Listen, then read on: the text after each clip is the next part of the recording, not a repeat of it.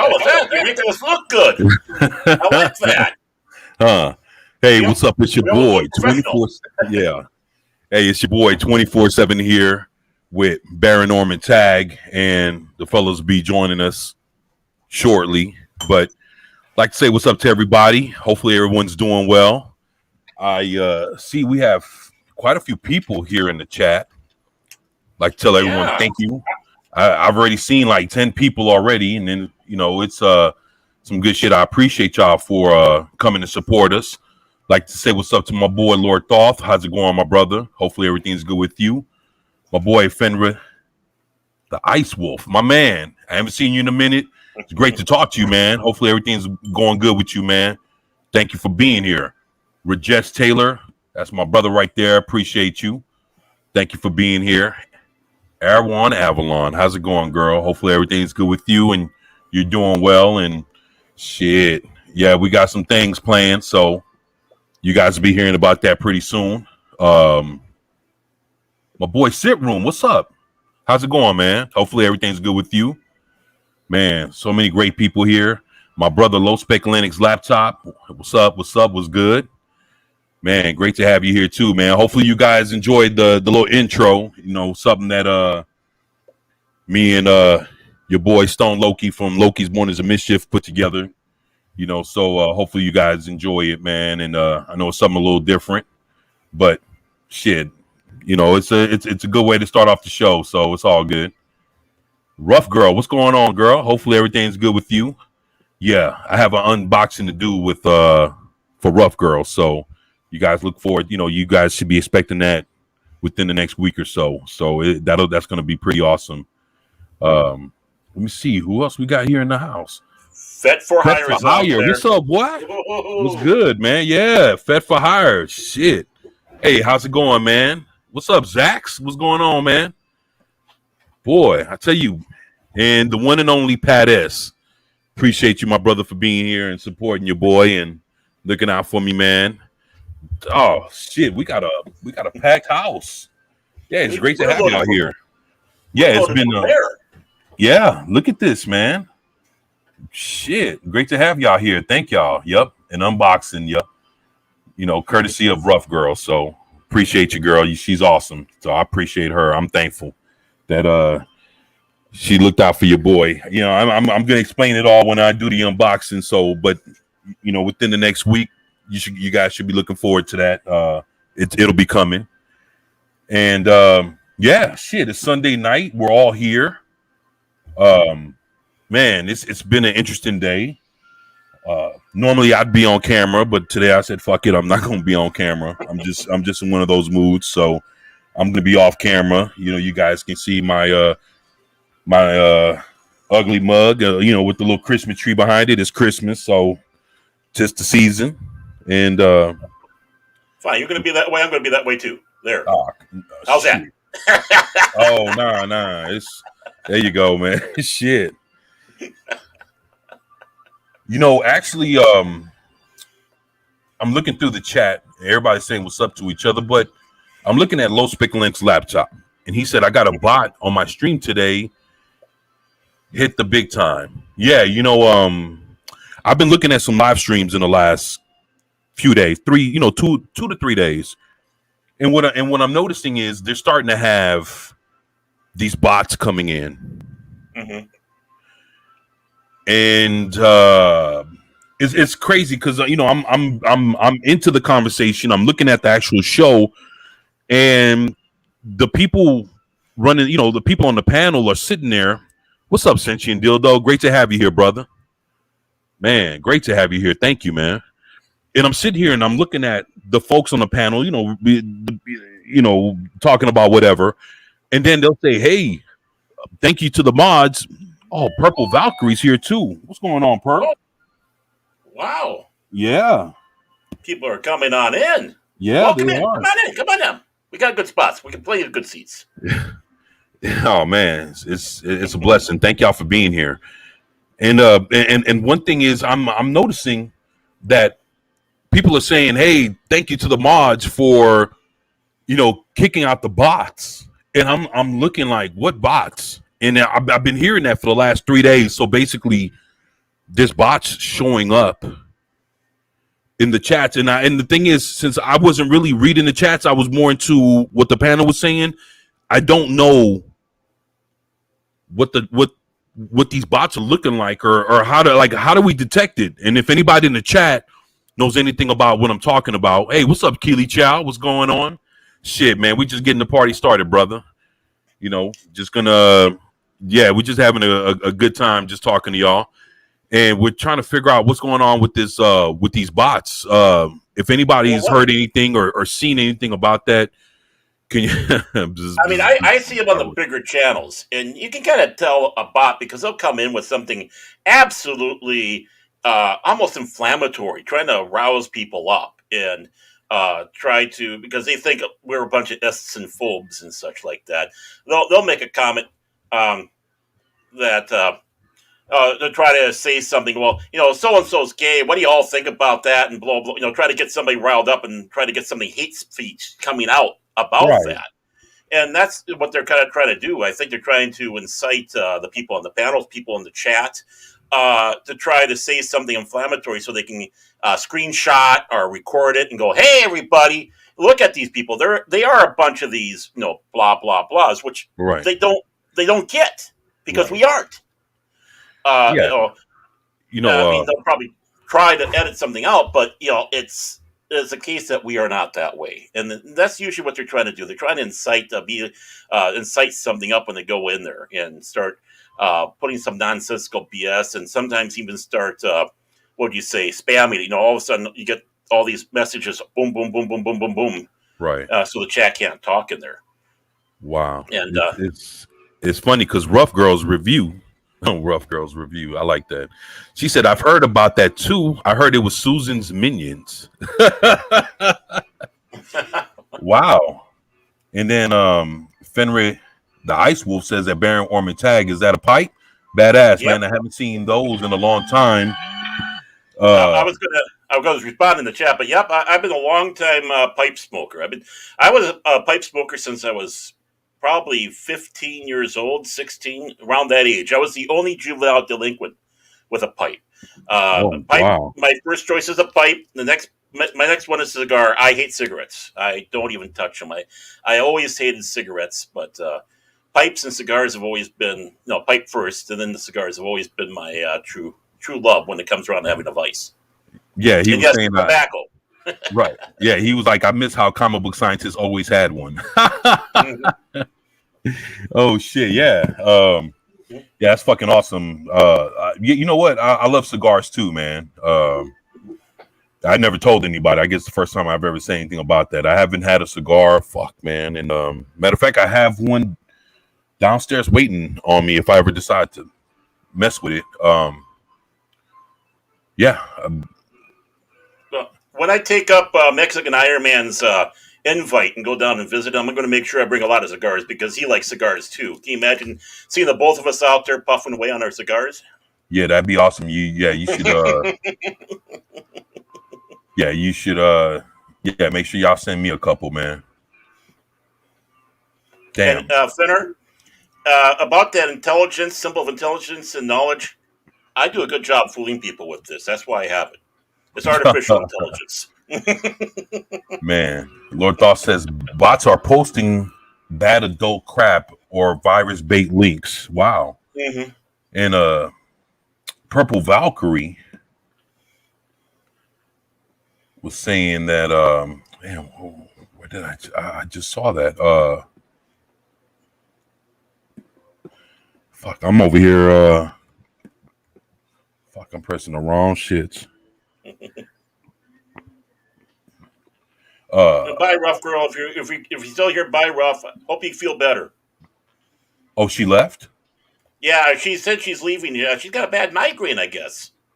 Oh well, I hope she feels better. I'm sorry that you had to go, but I understand. I hope you feel better.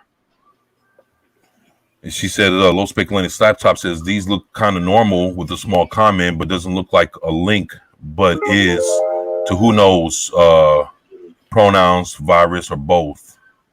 Mm. And well, I hope you feel better. Working, that's for sure. Purple Valkyrie says there are usual spam bots, but these new ones are using women's names with the same message, report, and block. Wow.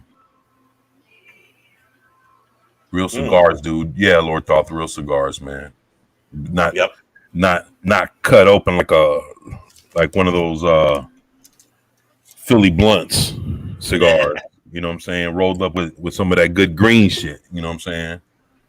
Good old fashioned Churchill right here. I'm not a big Churchill fan, but I backed up a bunch for a good price. What I like to do is I like to get rejects Right. because rejects are basically your big name brand cigars, but because they have for just even the minorest, very minor thing, not pass inspection, they become rejects and they sell them as rejects. You get these incredible cigars for so much cheaper, and that's the way I go about it. I don't mind going with a quote unquote no name brand because they smoke just as good as the others. That's some good shit, man. With me, whenever I smoke a cigar, I like to smoke when it's cold outside, man. Mm. It's cold, because if you smoke, like I don't smoke cigarettes, and when I do smoke a cigar, it's normally during the winter, so it's not even like a all year round thing. But I've loved smoking them for years, and it's one of those things that it's like sometimes I would actually, put a little like put a liquor like some kind of liquor on there. Oh yeah. And a lot of people like to do I've seen people do it with rum. I've seen people doing it with Hennessy. It can go like Bill Clinton and have Monica soaked. Yeah. Oh, holy shit! Wow. Yeah, I went there. Oh shit. Yeah, it's that's some good shit. But Purple Valkyrie says there's more of them popping up at the moment at Lord Thoth. Yeah, Lord Thoth said that he had to jump on 7 of them today. That's a lot, for a live stream. Mm-hmm. Well, I'm also noticing, and by the way, hi Punk Waddle, good to see you. And what's going on, Punk Waddle? And it's also hitting like cell phones, emails, and such. You get an email from your phone company, say, "Hey, you got your bill, and here's our gift for you," and there's a link. And I sold phones. Right. I know how the phone biz goes, and the phone companies never ever do that. And I always tell people, especially when you get the older, vulnerable ones, if you ever get a message like this, ignore it. It is not from us. We never send anything to you unless you ask for it. If you get a code from the phone company, do not answer it. My mother-in-law got hit with these son of a bitches because off her email. Something came with the email, she clicked on it, and boom, she got hit by these son of a bitches. And it's just you have to be careful. This time of year, right? This time of year, definitely they'll start hitting because people are out there. They're so wrapped up with the holiday buying stuff, they're not thinking. And I suppose they'll even go with the chats. In chats around here, if they're trying to do a scam job, they'll try to get it in there, and before you know it, you're on one of these, and something's on there. Oh, this got to be legit, and they click on it, and be careful what you hit, definitely. Yo, well, shit. Yeah, thank you for the heads up. Zax was saying I was on Sporkin's show, and the attack was so bad that he had to mod most of the chat. The bot spoofed being a channel member to get around slow mode. Mm-hmm. Wait a minute. You telling me that the bot was acting like it was a channel member to fuck with somebody? Wow. I mean, there are virus bots. Yeah, and I know. I just saw what the adults just said. Purple More ways than one. More ways than one. But I know Doomcock is on a constant 5-second delay for putting your messages in because they've hit him so bad with that. I'm sure the others. I wouldn't doubt if Friday Night Tights and those guys are doing that now. They should. They're not. Yeah, well, at Friday Night Tights, they have so many mods, man. That that's the thing. It's like like with Purple, Valkyrie, Lord Thoth, just another red shirt. I mean, there's so many mods that are like, they've been doing it for so long. I'll tell you like this, man. Purple Valkyrie, dude, I seen her modding for a hot minute, man, and she's actually one of the best, man. Along with with the others, she can hold her own, and just to know that on top of all the bullshit that she may catch, along with like Lord Thoth and other folks, what they see in the chat, let alone deal with regular folks like and their bullshit, just to deal with a bot on top of that with on some old dumb shit that they're sitting there like spewing out a whole bunch of nonsense and garbage. It's like, I don't know, man. It's weird that to catch. Well, it's not. I've heard of this happening, but us, seeing that where the source is coming from. I don't know. It's fucked up because even though a lot of us were smaller channels, we look. We contribute to YouTube just as much as anybody else, man. Mm-hmm. And just to sit there, spam, to put all this spam shit and all this bot shit in our chat. Like, what the fuck do you get out of it when we're all supposed to be on the same team, right? And if they're sitting there trying to expose us and saying like, hey, it's like, fuck, why don't you just ban us all together, man? Like, like why have us on your platform when you're gonna sit there and be fucking feeding this dog shit with fucking bots and all this bullshit? It's like, dude, it's like you would think that it would go. How can I say this? You would think like it would go against the principle of what YouTube is about. It's like it's like everybody had to start from nothing, and what now they're to the point where they're trying to set us up like, hey, these guys are this and these guys are that. Shit, if we're so toxic or so fucked up, why don't you just fucking get rid of all of us? That way we can go to fucking library or some other shit and fucking raise that shit up like people have raised up YouTube. And the thing is, YouTube thinks that they're the shit because they were the first ones, or to get as far as they to get as far as they've gotten with what they're doing. But it doesn't make any sense when it's kind of productive that you're trying to sit there and shut down your smaller channels and even your bigger ones with this kind of nonsense when you take money from the super chats, you fucking put commercials in between or before everybody's video, and they think they're slick that the first commercial that they put is something that you can't fucking click. You have to let the first commercial run, and then on the second commercial that follows behind it, that's the one that you can say, okay, show video now or whatever the fuck. Dude, all they're doing is fucking, they're raking money off of us, but still want to put us through the fucking ringer like we're the enemy. Then why the fuck why you allow us on your platform then if you're gonna do all this heinous shit to fuck us over anyway? It doesn't make any sense, man. I think they're schizophrenic. I do.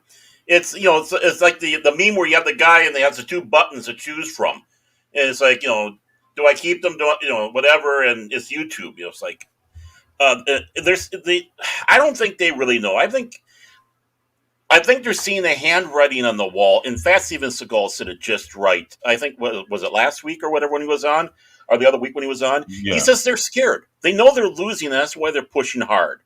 And that should give us at least some comfort there that they're pushing so hard with the BS in our comics, our TV shows, even YouTube. they're pushing so hard with all that because they know they're losing. They're not winning the hearts, and they don't realize that. They haven't figured out that hitting people over the head with a sledgehammer like cows in a slaughter yard is going to get them followers. No, you kill them off. Right. They ain't around anymore. But they're going to have to get to that point where they have to understand that. What are we going to do now? I think there's a lot of companies running scared now that China is pulling back their money. I mean, just ask Disney. And right. I know we talked about the government and all the money that they're putting in for all this education in to these comic book companies and the like we talked about the other week. Right. This is all an act of desperation. And then, of course, what's happening? Marvel, DC are dying. They're going out. They're becoming dinosaurs, and I hate to say it because I'm a DC guy. I have been most of my life. I like some Marvel, but I've been a DC guy, and I hate to see that going. It's the things that now it's bringing in manga. And as much, I don't mind the fact that people are going out there and gravitating to manga, but I'd like to see both. I mean, our American comics, the Japanese manga, the British comics, bring those in, whatever. But I don't want to see our industry die. Right. And the only reason why they're dying is because they're killing themselves. And I think they're starting to learn that. I mean, I said it before. There's ego involved in this. If these comic book writers, these comic book artists are not getting recognition, I mean, look at all the heart outpouring on George Perez. I mean, he's got, maybe 6 months to live now, if that, maybe a year.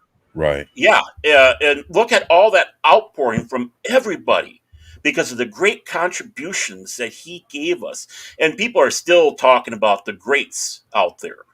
Are any of these people now going to be thought of like that in 20 years? Is there when someone comes out and says that whoever it is now is dying of prostate cancer, it's going to be like, who?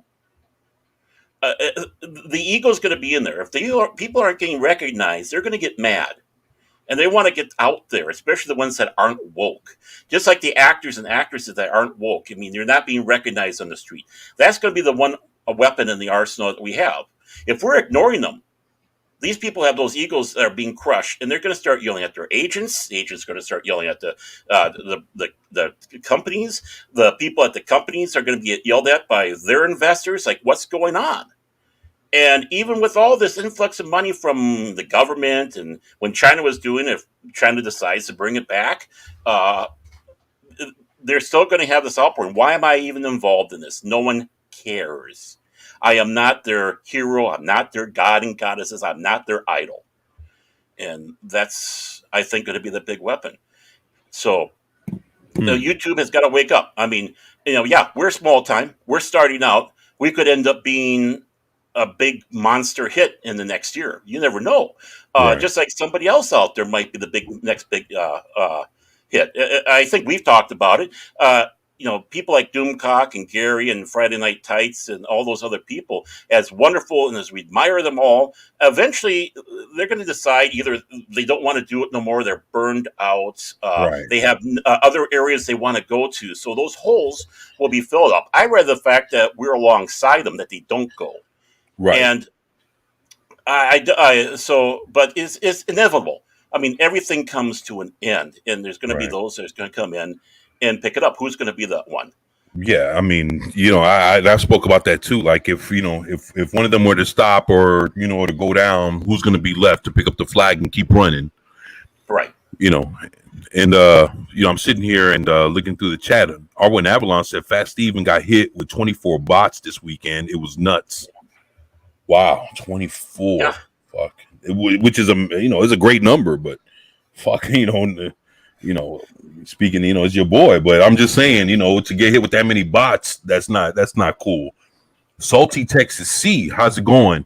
Hail to the chat and the Primetime Kings. Hey, thank you. I appreciate that. It's and Fenner has that right about that. This generation here, let me take a look back. Let me scroll that up so I can read that. As he says, this generation of writers and artists are all useless bastards. They have no creativity, and he's right. They because they're writing on participation trophies. They didn't have to win anything. back in the day, you had to win. If they sit back and get that letter saying, "Hey, we're going to take you on a DC to do this," it's like that was an award. That was like, "Hey, I made it to the big leagues. It's going from the minor leagues to the big leagues." Now it's nothing. It's a participation trophy. Right. Wow. It's Sentient Dildo said, "How many bots could you take?" Yeah, that's as many as Arwin says, Dildo, as many as as many as show up. Yeah, I agree.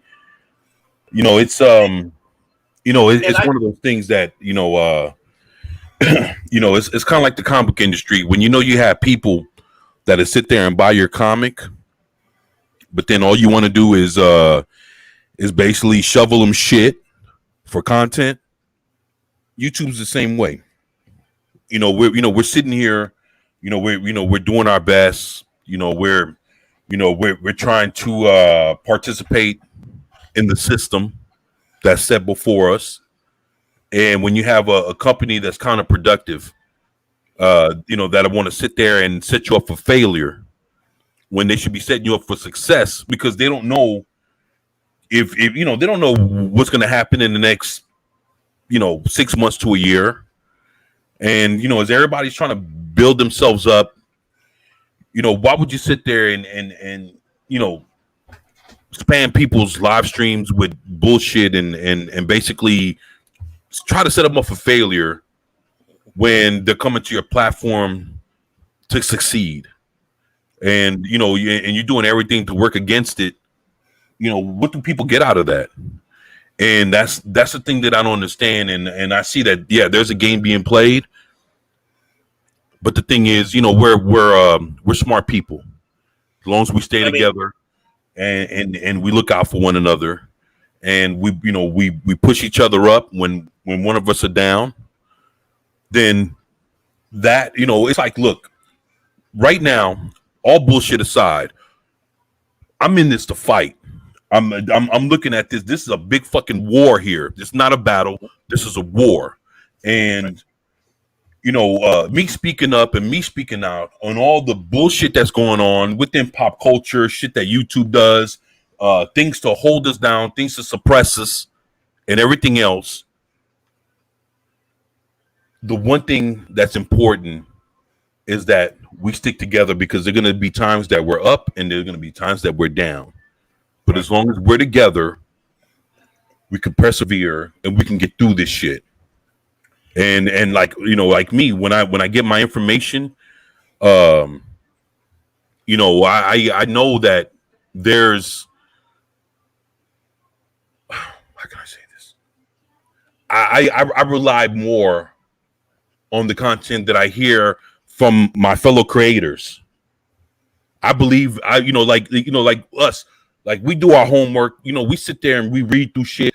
We look through stuff, we research, and I would rather take my information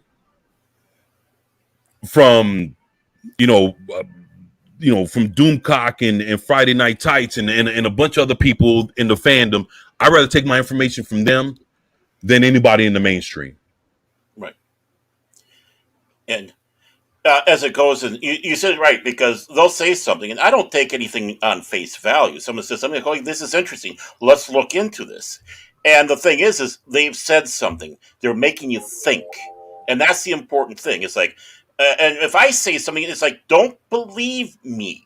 Look at it for yourself. Exactly. I don't want people to sit back and think that. If I say something, it's honest to God truth, because I've been wrong more than once. Just ask the long-suffering Mrs. Tag. But I mean, even the other day when I was listening to King Dolphin, and of course, good old Fit for Aaron on there, guess what name came back on there again? That was Gogo13, Brandon the Anime Game. Look what happened to him.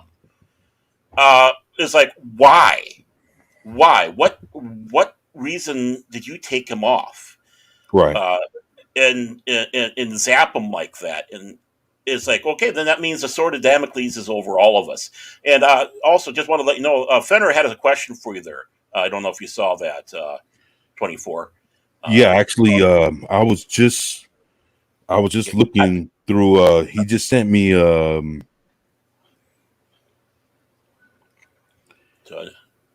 just thought I'd bring that up because we get wrapped up sometimes. We don't look. Right. Yeah. Actually, I've been just thinking about this whole situation. And as a hold on, let me.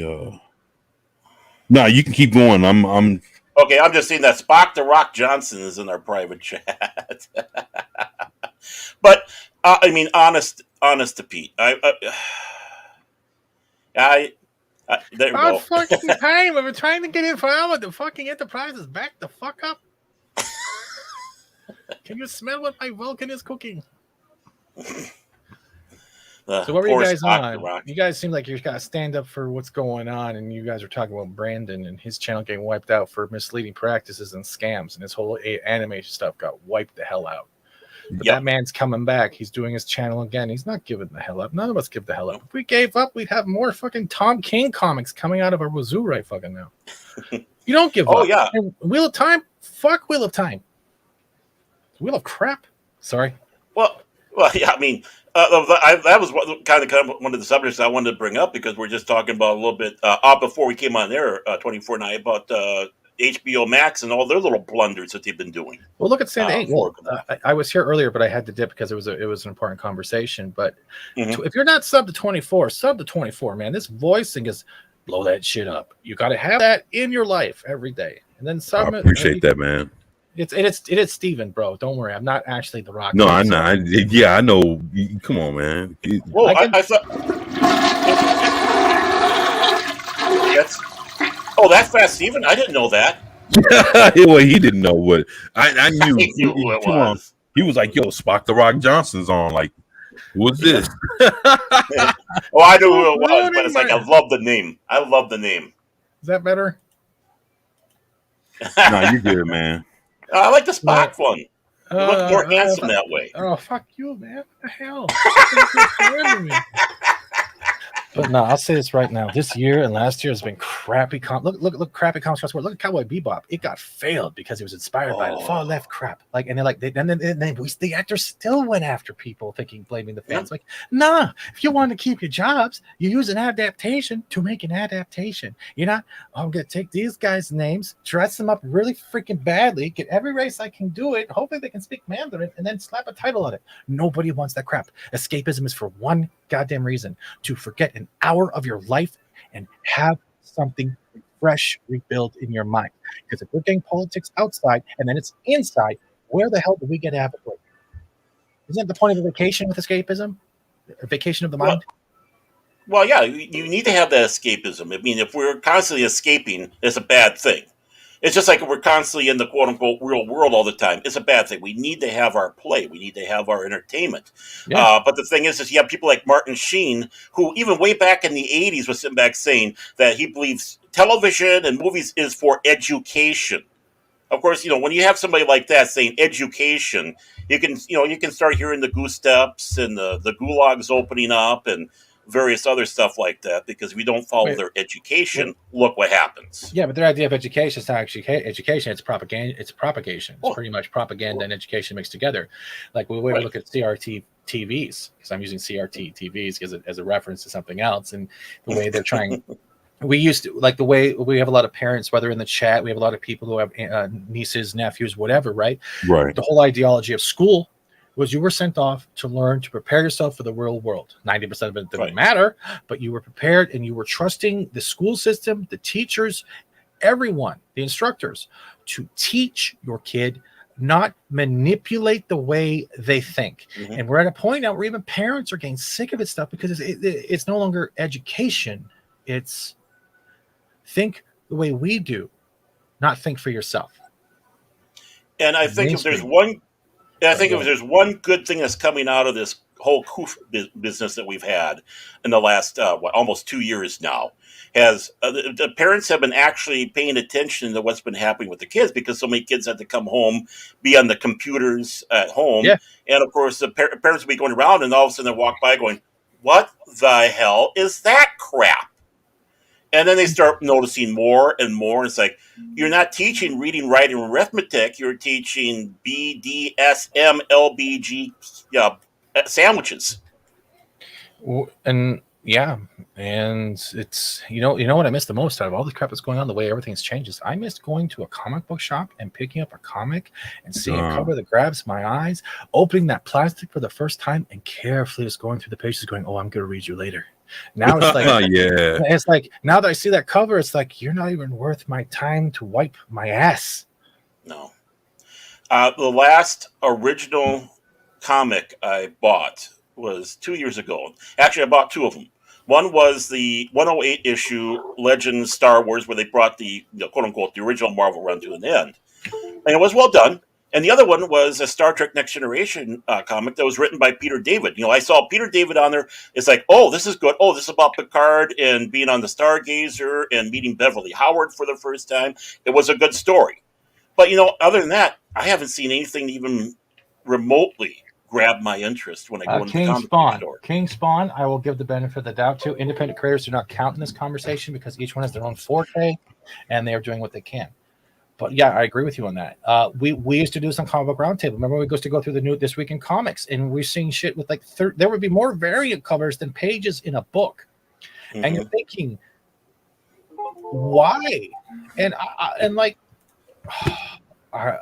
24 is a big comic man. He is a big lore man. He is a big everything. That's not what I meant to put up there. My bad. Hold on. No, you good. No, I don't want to put that up there. I'm not promoting, and I want to promote. Like I said. Ooh. And we even have, hold on. And this came from Daryl for his birthday, for my birthday. Ooh. Hold on. Where's the button? Oh. And I used to love collecting, going to cons, meeting people, having talks in line while waiting to get your tickets. Everyone's seen this. This stuff not only inspires imagination and creativity, but the ability to come up with something that you can adapt yourself to. You're not always going to be Batman, but it doesn't mean you can't think like them. You can't have deductive skills, go into detective work or stuff like that. And that's the thing where it comes. Teachers are supposed to be like a stepping stone to that. Those are awesome. I know. I love them. Yeah. It's just... I'm sorry if I took it off the rails at 24. I'm really bad at it. It's the Chinatown Kings, but I'll have to update the thumbnail. But like, no, you good, man. But I agree with you, Fat Steven. I miss going into those stores and seeing the new stuff, and now it's like I don't want to see any of this new Doctor Who crap. I don't want because garbage. I don't want to see this. You have Dr. Aphra from the new Star Wars series. She sucks. Let's not talk about Aphra. Let's talk about the fact they made a rock as a hyperspace conduit. Would you like to see my geode? No. Not really. Yeah, but he's rock hard, ladies. Sorry, I had to go there. See, the question I want. No, it's okay. But the question I want to ask though, like when it comes down to this, do you think? I don't believe kids are stupid. I really don't. No. I think it might not be this generation, but the generation that suffered the most with being in the lockdowns are going to be the ones that are going to want things to go to a different road. They don't want to be hiding behind a screen. They don't want to have the propaganda of politics everywhere in this way and that way. They don't want their innocence taken away as soon as they enter that door with someone else teaching them for a couple hours. They're going to go against it. It's going to take a while, but I mean, I remember back, and we talked about it before, but you can't do that on television.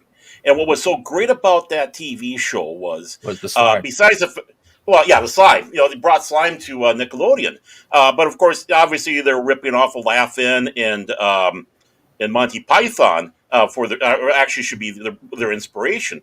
But the main rule of that show was because so all these shows coming out for children was always had this educational moral story. At the end, He-Man told you this, or Sergeant Slaughter at the end of G.I. Joe told you that, or Optimus Prime told you something at the end of the story.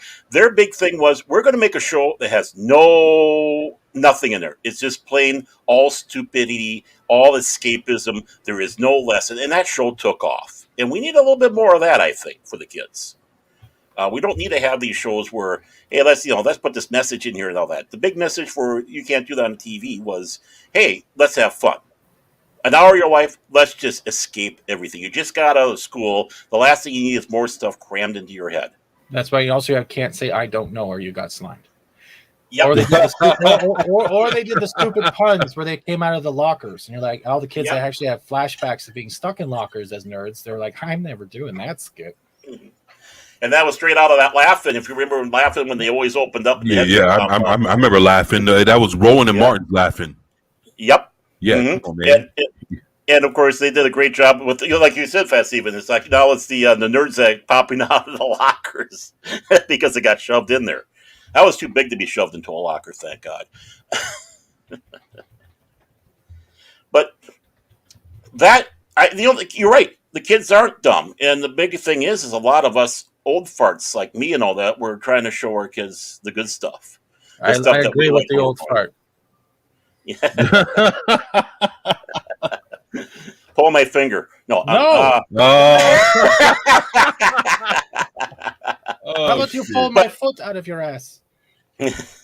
I mean, it was like one of the biggest stations we have here in the Twin Cities is a classic rock station. And there's the only reason why that station's staying alive is because you've had one generation having their kids listen to that music, that the next generation listen to that music, and they realize how great that music was and keeps on going. We have to do that too. I mean, pull out our old VCRs and show some of the old shows we showed. If they're on DVD, I mean, I have Arc 2, Jason Space Command, Space Academy on DVD. Tried showing that to my kids and tried to give them a little bit more than what they had out there. I mean, you had good shows like Avatar to show them. And I had a million hours of Thomas the Tank Engine. I tell you that right now. Oh, shit. Which is, but it was like George Carlin, was he? Was George Carlin the conductor? He was. It started off with Ringo. Yeah, started off with Ringo. George Carlin was in there, but originally, guess who was the guy who was doing the narration for a while? Two Gun Alec. Oh, yeah, he was. He did some of the voiceovers and narrations for a while too. I think he did that after George Carlin. Good old Two Gun Alec. The guy with the top hat was always creepy. I'm going to stand there right now. Always trying to talk to turn the engines down, be like, you got to do this for me. So he was like the pimp daddy of the engines. If you do this to me, I'll just give you a little bit of cold. You can go back on the track. Stop listening to all those evil train cars over there. And I'm like, dude, you need to let the Adderall out. Just chill out here. You cause confusion and delay, Thomas. I think that's why I'm really apprehensive with Disney trying. Well, first of all, God rest her soul, Anne Rice we lost. So that's the one we lost. We also lost the Tarna artist for heavy metal last night, I believe. Oh, really? I didn't know that. Yeah, I'll pull it up. But supposedly, I'll get it right for you. Supposedly, we lost Chris Achilleos, and I will bring. Oh yeah. He died. Well, it was a couple nights ago. Nights ago, he did a lot of work for Doctor Who. He did a lot of work for all sorts of stuff. He's a great artist. There you go. Supposedly, we lost Chris Achilleos, heavy metal, and everyone knows Tarna, everyone's first fat. Mm-hmm. Oh, how could that not be? His artwork. I mean, whether it was the women, doing the women artwork was just phenomenal. He had an eye and a style of that, just an eye and style. Yep. He was amazing, and that was a big hit. Him going, it just shit. We're losing all that talent. And the thing is, now you're not having those type of classic artists anymore. They're all going computer digital, and even looking at the comic book artists, like Photoshop copy paste stuff, and then make it look like it was artwork. Oh, and that Love and Thunder poster, I think we debunked it as not being real. I found some stuff in it because first of all, there's the female Thor is in there 3 times. The male Thor is in there 3 times, but there's also a marble backwards symbol across your helmet going into them. Except it was a water pretty big. You know what I'm talking about? That supposedly leaked Thunder, Love and Thunder poster from Thor. Oh yeah, I saw that. It was either yesterday or today. I saw that. But here, where's because I can't even find it now. It's like it seems to be. Yeah, here it is. Hold on, let me try. Someone has a message. Not me. No one messages me. All right, 24. I feel like I talk too much. I'm sorry. No. You're good, man. I'm I'll even show this to you. Go ahead, Baron. Nice to meet you again. Oh no, I'm just nice to meet you again. I'm just enjoying hearing what you got to talk about. I mean, you're a wealth of knowledge, and that's the great thing about this show. Is I told 24 is we all come from different areas of life, but we all have all this wealth of knowledge that meshes together with a little bit different viewpoint. Hey, Rough Girl's back. Now I want to show here, and most people miss it. Now look here. There's the edge of the Marvel going all the way down. There's the L. There is the E. Y'all see that? B. Yeah, and the V. Yeah. But if look, Thor, and then you got female Thor, then Valkyrie, and Valkyrie. Then there's two Korgs. I don't think this is a legit poster, or this is like a first made. Like it doesn't. We were going through this yesterday, and I don't believe this is real. Because first of all, I don't know why we have Falcor's distant cousin from the Neverending Story looking mildly retarded right now. Yeah, I was wondering why I saw the Falcor, but okay, I understand now. Look at the colors now, but even the colors don't match. Like, shit. So it might not even be a real poster. So and secondly, usually when the movies are coming closer, they update their hashtags to have the film emoji beside it, and Love and Thunder doesn't have one yet. And it's not even on their feed. It's not even on the official Marvel feed. So this might not even be a real poster or its concept. I mean, if that's a real poster, they've really gone downhill. That's all I got to say. So that's got to be fake. You know, but actually, knowing Marvel, I wouldn't even be surprised if that is a real fucking poster, man. Yeah. Just being real. Hey, it's good to see you back, Rough Girl. But even with the Marvel, like leaking over the face and stuff backwards, like that doesn't seem proper. We already have Marvel here. Why would you put it there? It's just still ugly poster. It's not a good poster. I mean, sorry, I went off the rails. I'm so sorry. Oh no! I mean, no, you're good, man. And I just want to say, I'm so sorry to hear about your family's farm there, Rough Girl. It sounds like her family farm was torn up in those tornadoes the other day. And that's in such a small area. I heard it was over $800 million in damage. Is that about right? Wow. Something like that. And they said that tornado ran 200 miles. Shit. I know. I was watching that, and it's like, oh my word, just wiped out that one town. It just looked like, Allied bombing hit it. It's just sad. Very sad. But I mean, that's fake. That's absolutely fake. Just take a look at it. It's like if that's the official thing from Marvel, they've really hitting bottom. They've lost their creativity, which we all know they have. Yeah. That's fucked up, man. It's been a fucked up year. Like we're getting closer to Christmas, and it's just been fucked up. Oh shit! Yeah. Hey, you guys, check this out. Check this out. Oh shit! What's this? I don't know. Hey, are you trans autistic yet? Shit. Yeah, your boy Vigilante Williamson. What's up, boy? So wow, Vigilante Williamson here. Another episode of the Primetime Kings. Late. Usually I try to be at the intro, but sleeping shit. Sorry about that. No, you good, morning, man. Good morning, Vigilante. Glad you could make it.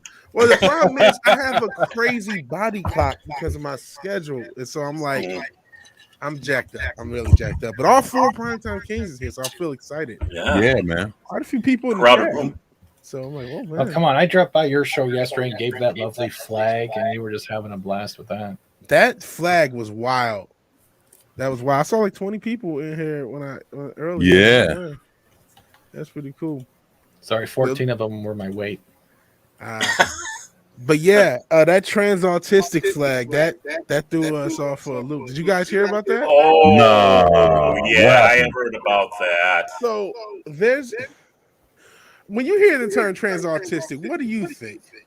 Ooh. And I hear echo, and I'm not sure if it's me. It has to be me because I'm the new idiot. Well, I'll tell you what. I'll you guys go. I'll jump out and jump back in. Hopefully. Oh, I was about to do that. Wait, you know what? It just went away. I don't jump.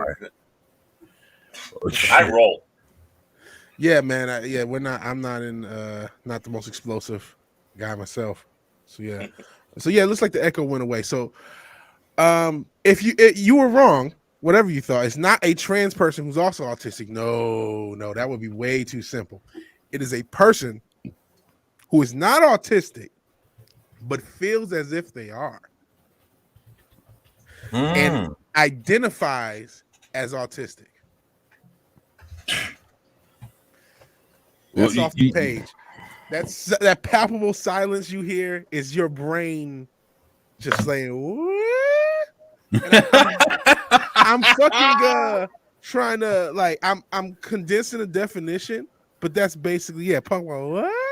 Like, okay. Yeah. You see the look on Baron's face, man. That's just priceless as shit. I'm checking out now. Bye. I'm currently trans fat because I'm not actually fat. No. I identify as fat because it's in my name. I'm trans. Trans fat. I'm trans male model. I identify as a male model. You biggest. I identify as a banana hammock. Yeah.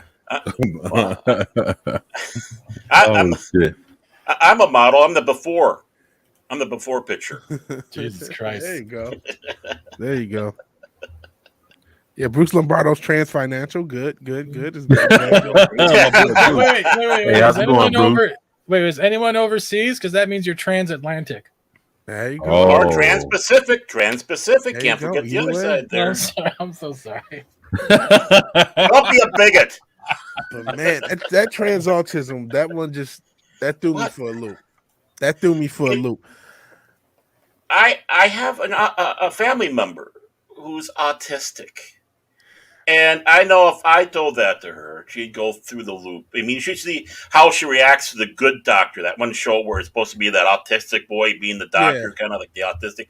Oh, every time that comes on, she goes right through the roof. I got to bring this up to her. She's going to go through the roof on that one too. Oh. Let me make sure, because that was just a thing. Let me see if that's Urban Dictionary, because Urban Dictionary is obviously the authority on things like this.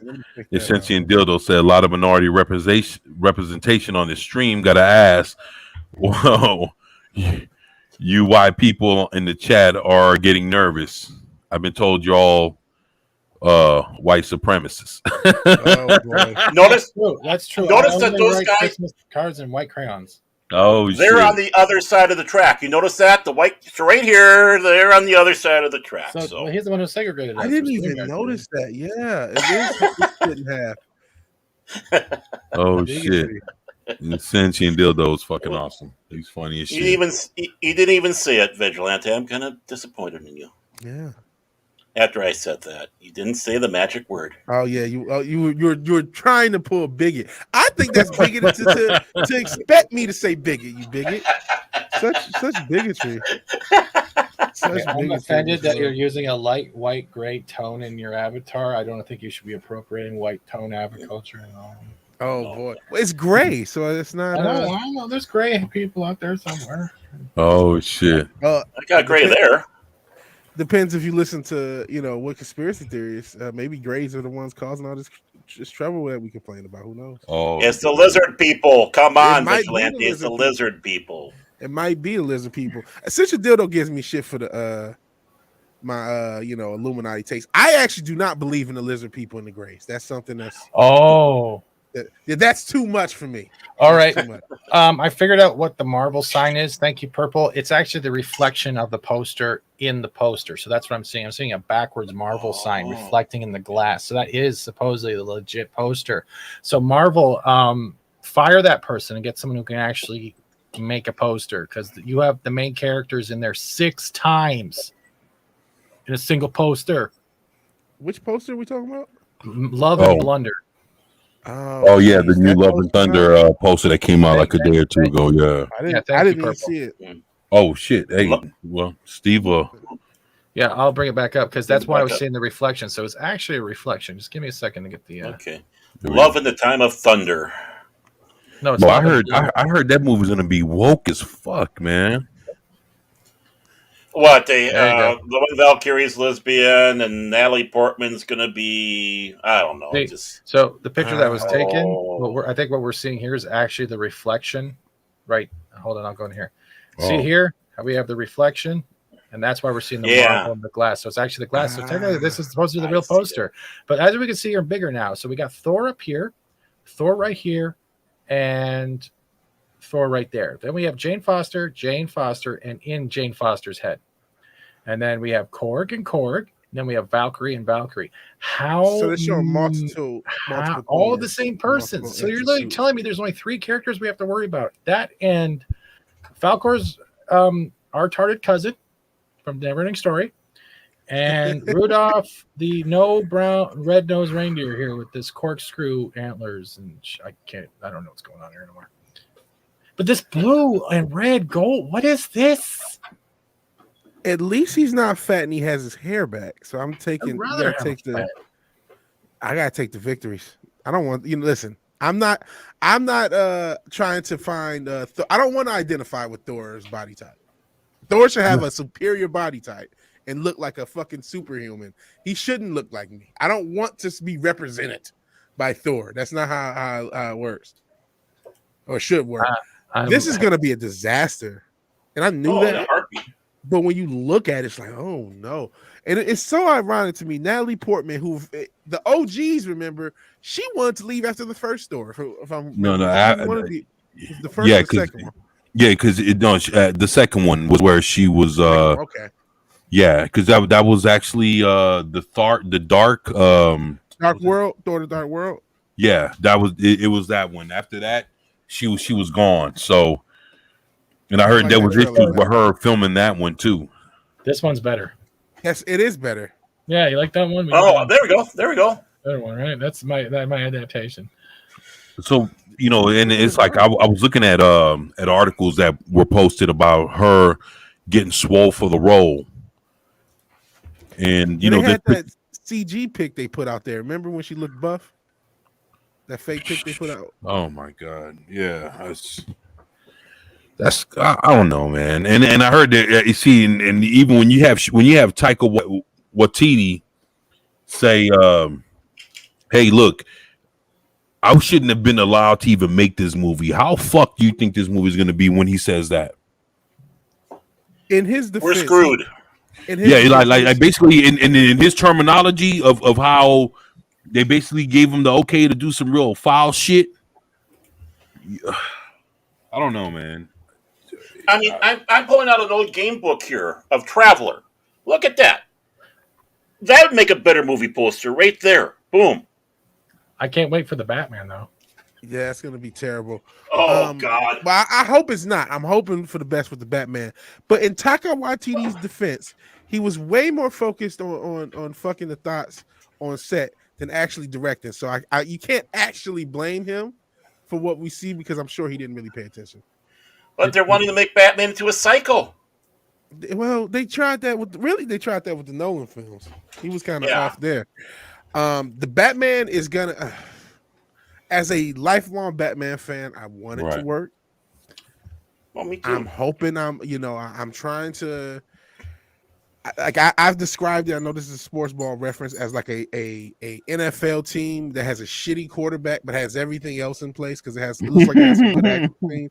So where even if Robert Pattinson isn't good enough as Batman, there's enough noir and visuals and action scenes to just make it decent. But man, they apparently Joker's going to be in it. It seems like they're trying to do way too much. Yeah, I've heard about the Joker being in it, and they're trying to keep that away from from people, not trying to even mention that he's in it.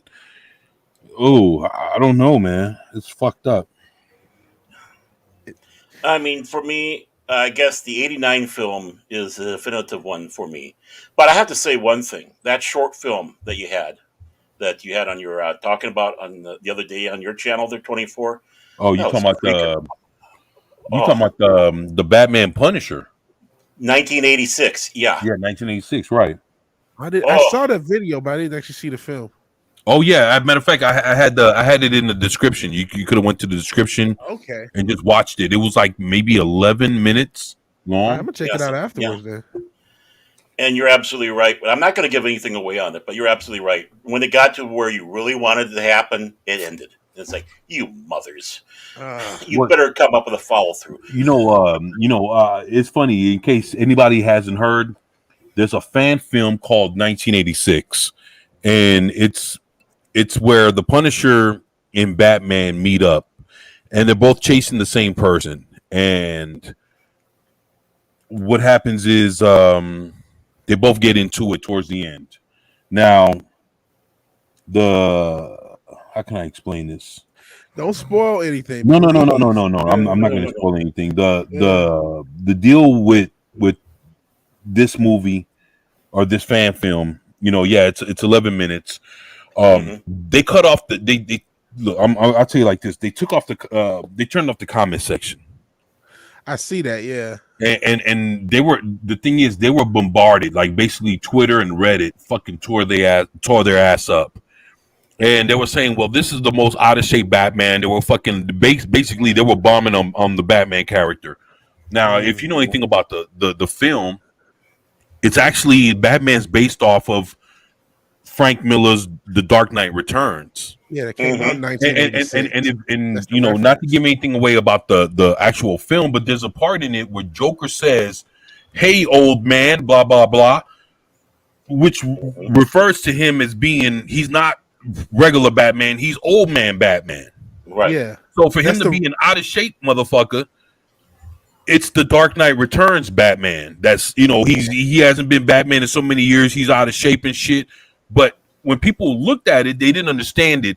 They went in on it in the comment section, tore their ass up. I'm talking about people were saying all kind of shit about them, and basically it got to the point where I guess they couldn't take it.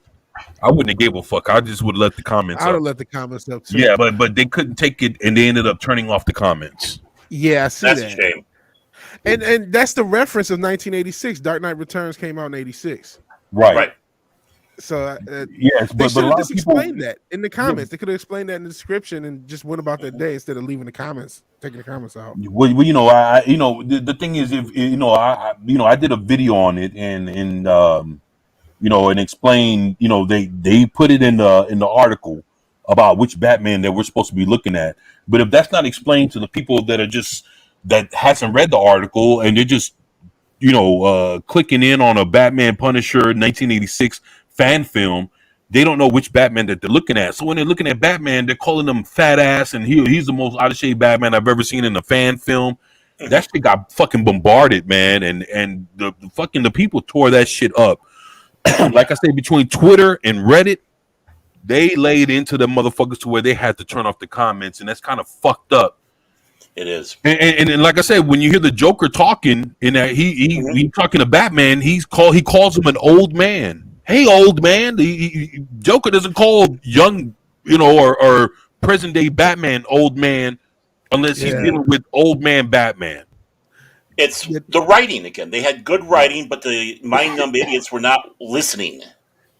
But you know what? They should have put that in the description to make it simple. Yeah, I agree. I agree with you on that, Vigilante. And they should have left the comments up and just let it. I get that it sucks, you know what I mean? But you don't want to. And this is the thing: fan films, in and of themselves, are kind of a risky endeavor, and it sucks because I think rather a lot of people who are watching like the fan Trek films or whatever, we're seeing much better stuff out of fans than we do out of the whatever corporation owns the property to great. Right. But the problem is the people who are making this, they don't own Batman or Punisher, so they can't really make money off of it. And then all they can do is open themselves up to criticism. The only plus of making this is potentially getting a job to do something more serious. Right. And like, I really wish we had original property stuff being made with the same quality as a lot of these fan films. Oh, But that's the thing. That's They get hired by those companies, but they get hired. They do. And then they get put into the same shit that they haven't changed from. Like, oh, you're doing too much better than me. Here's a paycheck. And then you get the same crap again. You know, it's funny you say that, Steve. You know, I don't know if you've ever seen. You know when the Mandalorian, when Luke Skywalker showed up in the Mandalorian. Mm-hmm. Yep.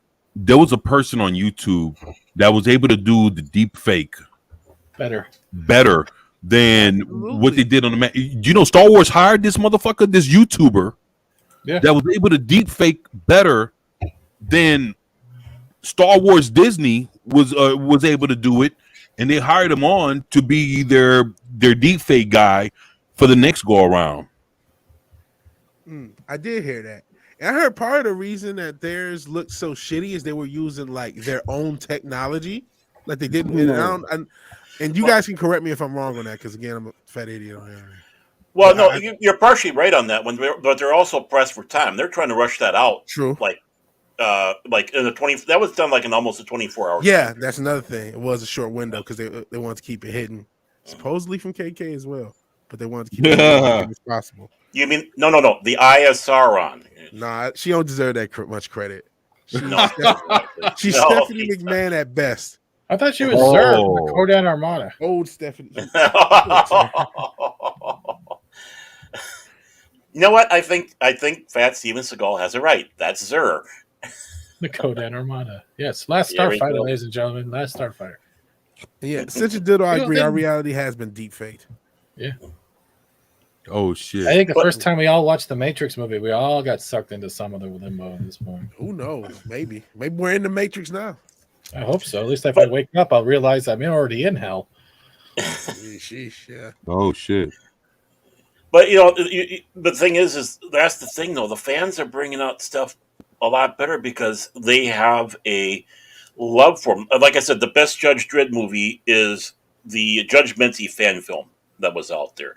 This Batman film and Punisher, first of all, it brings back the day. You remember this 24 when they were doing the matchups between Marvel and DC. Yeah, that was back in the 90s. Yeah, I have DC versus Marvel, and I have the Justice League versus the Avengers. So I have both. Yep. You know that, and that was like to put the majority of one combo company against the other. That's the most you were going to get.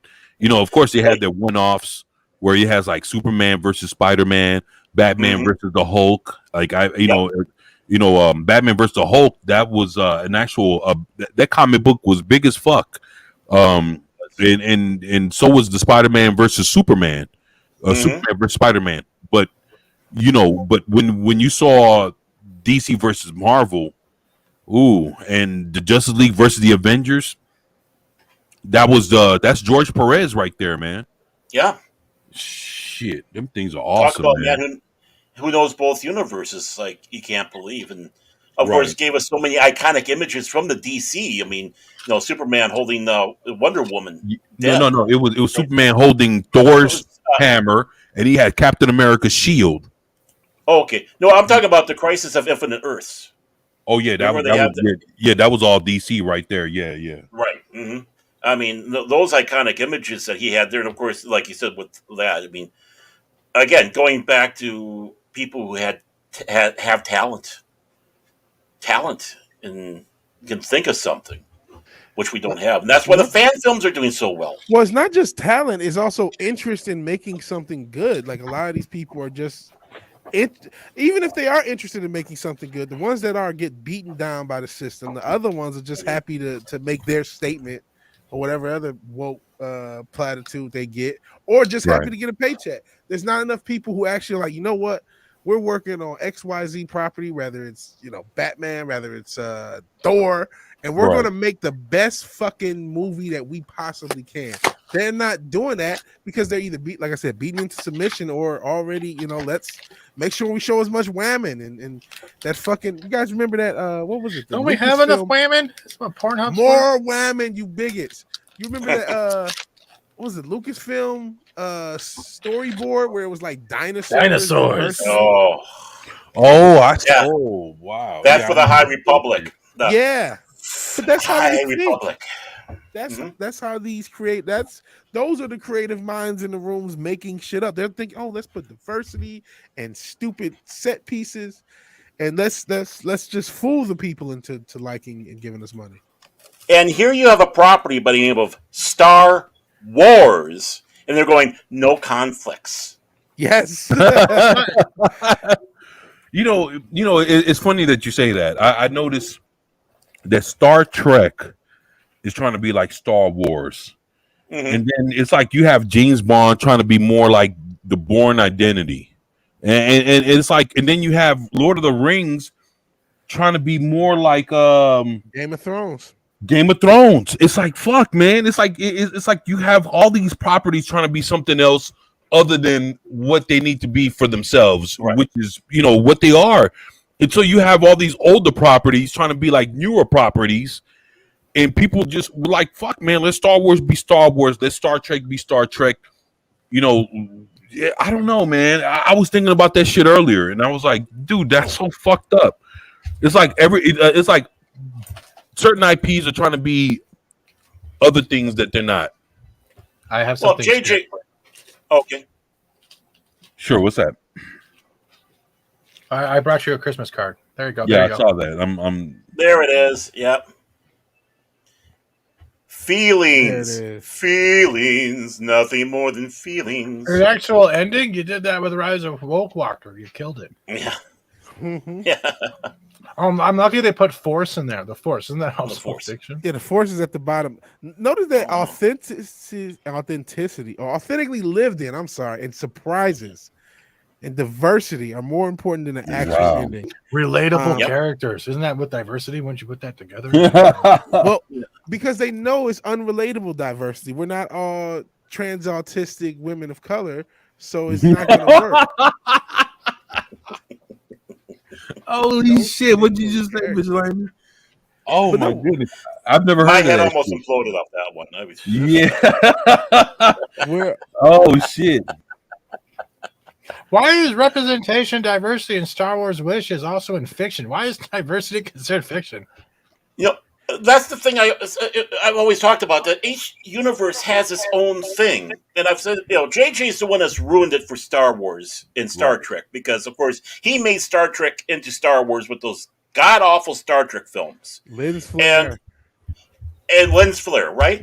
And the thing is I've always said it, Star Wars is about the Battle of the Bulge. It's about Dunkirk. It's about like World War II story. It's about that. Yes, saving Ryan's privates. Yes. Right, exactly. Star Trek is about Selma, Alabama. It's about the peace marches. It's about, the social aspect of the world. They're two different animals. They're science fiction. Or Star Wars is more science fantasy, to be more correct. But wait, no, sorry, but I didn't ask a question. Okay, let's say I'm a Jedi, but I identify as a Sith. Does that make me a trans Sith or a trans Jedi? Ooh. However you feel. Yeah, how you feel. I'm not going to be bigoted and judge you. So, and not only that, how you feel at the moment. How you feel at the moment. You can change any moment. Yeah. But the thing is those two universes are different. There's nothing about diversity in that crap. They're too busy fighting to stay alive in Star Wars to sit back, pull their pants and say, okay, what do I have down there? What do I identify with today? But Star Trek had those layers. That was the whole point. Star Trek had diversity because the whole point is it's a Star Trek. You're going from galaxy to galaxy, meeting new races, first contact, and developing either peace trust or seeing whether another technologically advanced enough to even reach out for first contact. You were getting diversity every episode because you were engaging with different races and species and et cetera, et cetera. Right. Exactly. Well, the thing is, Star Trek took a little bit of nuance, and that's missing from writing in general, and has been for at least 2 decades. So, with Star Trek, you might have a species, and they're allegorical. So you don't hit the nail, you don't hit it on the nose, and you also try to show multiple positions without marrying yourself to one or the other, and kind of showing the pros and cons of each. So basically, they're like riding the fence. Yeah, and that's what you're supposed. You're not necessarily ride the fence, but just show it and not be judgmental. Like, okay, this this race in this car. I'm not a Star Trek. I'm not as vested in Star Trek as everybody else. What? But I know enough. Yeah, I know. I'm Yeah. sorry. What? Shame on you. I know. I used to watch the Next Generation when I was younger, but and the reason I liked it is because it was just one episode and they weren't all as connected, which I know a lot of people like connected stuff. I like episodic stuff. But Well, and you, yeah, go ahead. well, you were having it just right. Oh, you're having it just right, but it's not that they're on the fence. They're being devil's advocates sometimes. It's supposed to make you think. It wasn't political in the sense of a political party. Oh, this is Democrat, this is Republican. It's a sense of political overall with ideas and viewpoints. But sometimes the best ones were the ones that made you think back and forth. They weren't preaching to the choir necessarily. And when they did preach to the choir, those episodes failed. Like Let This Be Your Last Battlefield, where you had the guy with half black, half white, and all that. They went so hard in that. Those cookies are awesome. I like the half chocolate cookies. They're awesome. Yeah, I love them. That's They're delicious. I want the half white, half black chocolate cookies. All right. You guys are bigots. But it's all right. And I didn't even try. That time. But the thing is when they did go heavy, those are the episodes that we all kind of laugh at. And it's like, But the ones that make you think are the ones that, you can. When we actually met at fan clubs, you should have heard the discussions and debates that we had back and forth on this, because everybody that was in there was all different minds. But yet we had courtesy and respect for each other because we're friends. We weren't going to go out there to piss everybody off, but hey, we're going to talk about this stuff. And we don't have that no more. You can't get a group of people like that together without Vigilante Williamson. I disagree. You're all bigots. Okay. Star Trek is fantastic. I think you're doing it so well. I found my watch yesterday with sonar in space. It was a real thing. There you go. Are you drinking out of a flower vase? No, it's a coffee pot. Oh, geez. Well, it's a big mug that I got at the Renaissance Festival. It can hold 3 bottles of beer. That's what it looks like. Urine. Oof. It can be a Thunder mug too if need be. Damn. I have a question. Is The Rock in a Star Trek? Because I see the he's been in Voyager. Yes. Yeah. He was in an episode, and he was a Vulcan, the most swole Vulcan you can find. No, he was an actual in Voyager. Though he wasn't a Vulcan, he was an actual alien race in Voyager. Yeah. Really? I'm just saying, but I mean, that was how he looked, right? No. Just Photoshop. Oh, no, you motherfucker. Okay, I get it. Okay, hold on. See, that was what threw us off. It was like, okay, because I heard The Rock was in some kind of Star Trek, but I figured, and I never saw him in it, but I'm figuring your picture was what the fuck he looked like when he was in it. So I was like, well, fuck, he looks like a swole ass Vulcan, but that's not the case. So the joke's on me. So what the fuck, man? I'm just like, damn. All right, I'm looking it up. This has to be one of his first acting roles. This he did this way back in the day when he was still, The Rock. Yeah. What's up, Eric K? Champion. 96, It was 97. No, it was actually 2000. It looks like 2000. So, Okay. that's what it says. Great. Yeah, there it is. With Borg boobs and hips, I tell you. Did he hit her with the people's elbow? That's all the people want to know. Because that would have been funny if he did. I doubt that he did, though. Wow. Shit, actually, I don't know if he would. To be honest, I never saw the episode. I didn't really watch Voyager. Voyager wasn't my. Now I understand the lighting, because technically it showed her nip-ons the whole time. Ooh. Yeah. Oh. She looks like she wants to smell what the Rock is cooking. I see those. Yeah. And look how beefy he is, but he's not as big as he is later on. I mean, his arms are like that right now, but the chest and everything is more like, he built himself. I'm not even looking at him though. Nah. He was. Yeah. She's. Yeah, I'm looking at. 7'9". Yeah. Jerry Ryan. Didn't she come back and go woke? Yeah, she's woke now. Yeah. That I was you know what? That's why I was like, I'm looking at this picture, but that's why I'm not even saying blow that shit up, because I would have said it, but nah, fuck that. I'm just she's in that puke hard crap. Yeah, she's fucking because her and that one chick in Picard, they're a thing now. fuck, man. Oh, they are. Yeah, the black chick in Picard, the one that was like, look, every woman in Picard show talks shit to Picard, but now now look, one thing I was watching Ash versus the Evil Dead, and that chick, she comes from there. If nobody never watched Ash versus the Evil Dead, I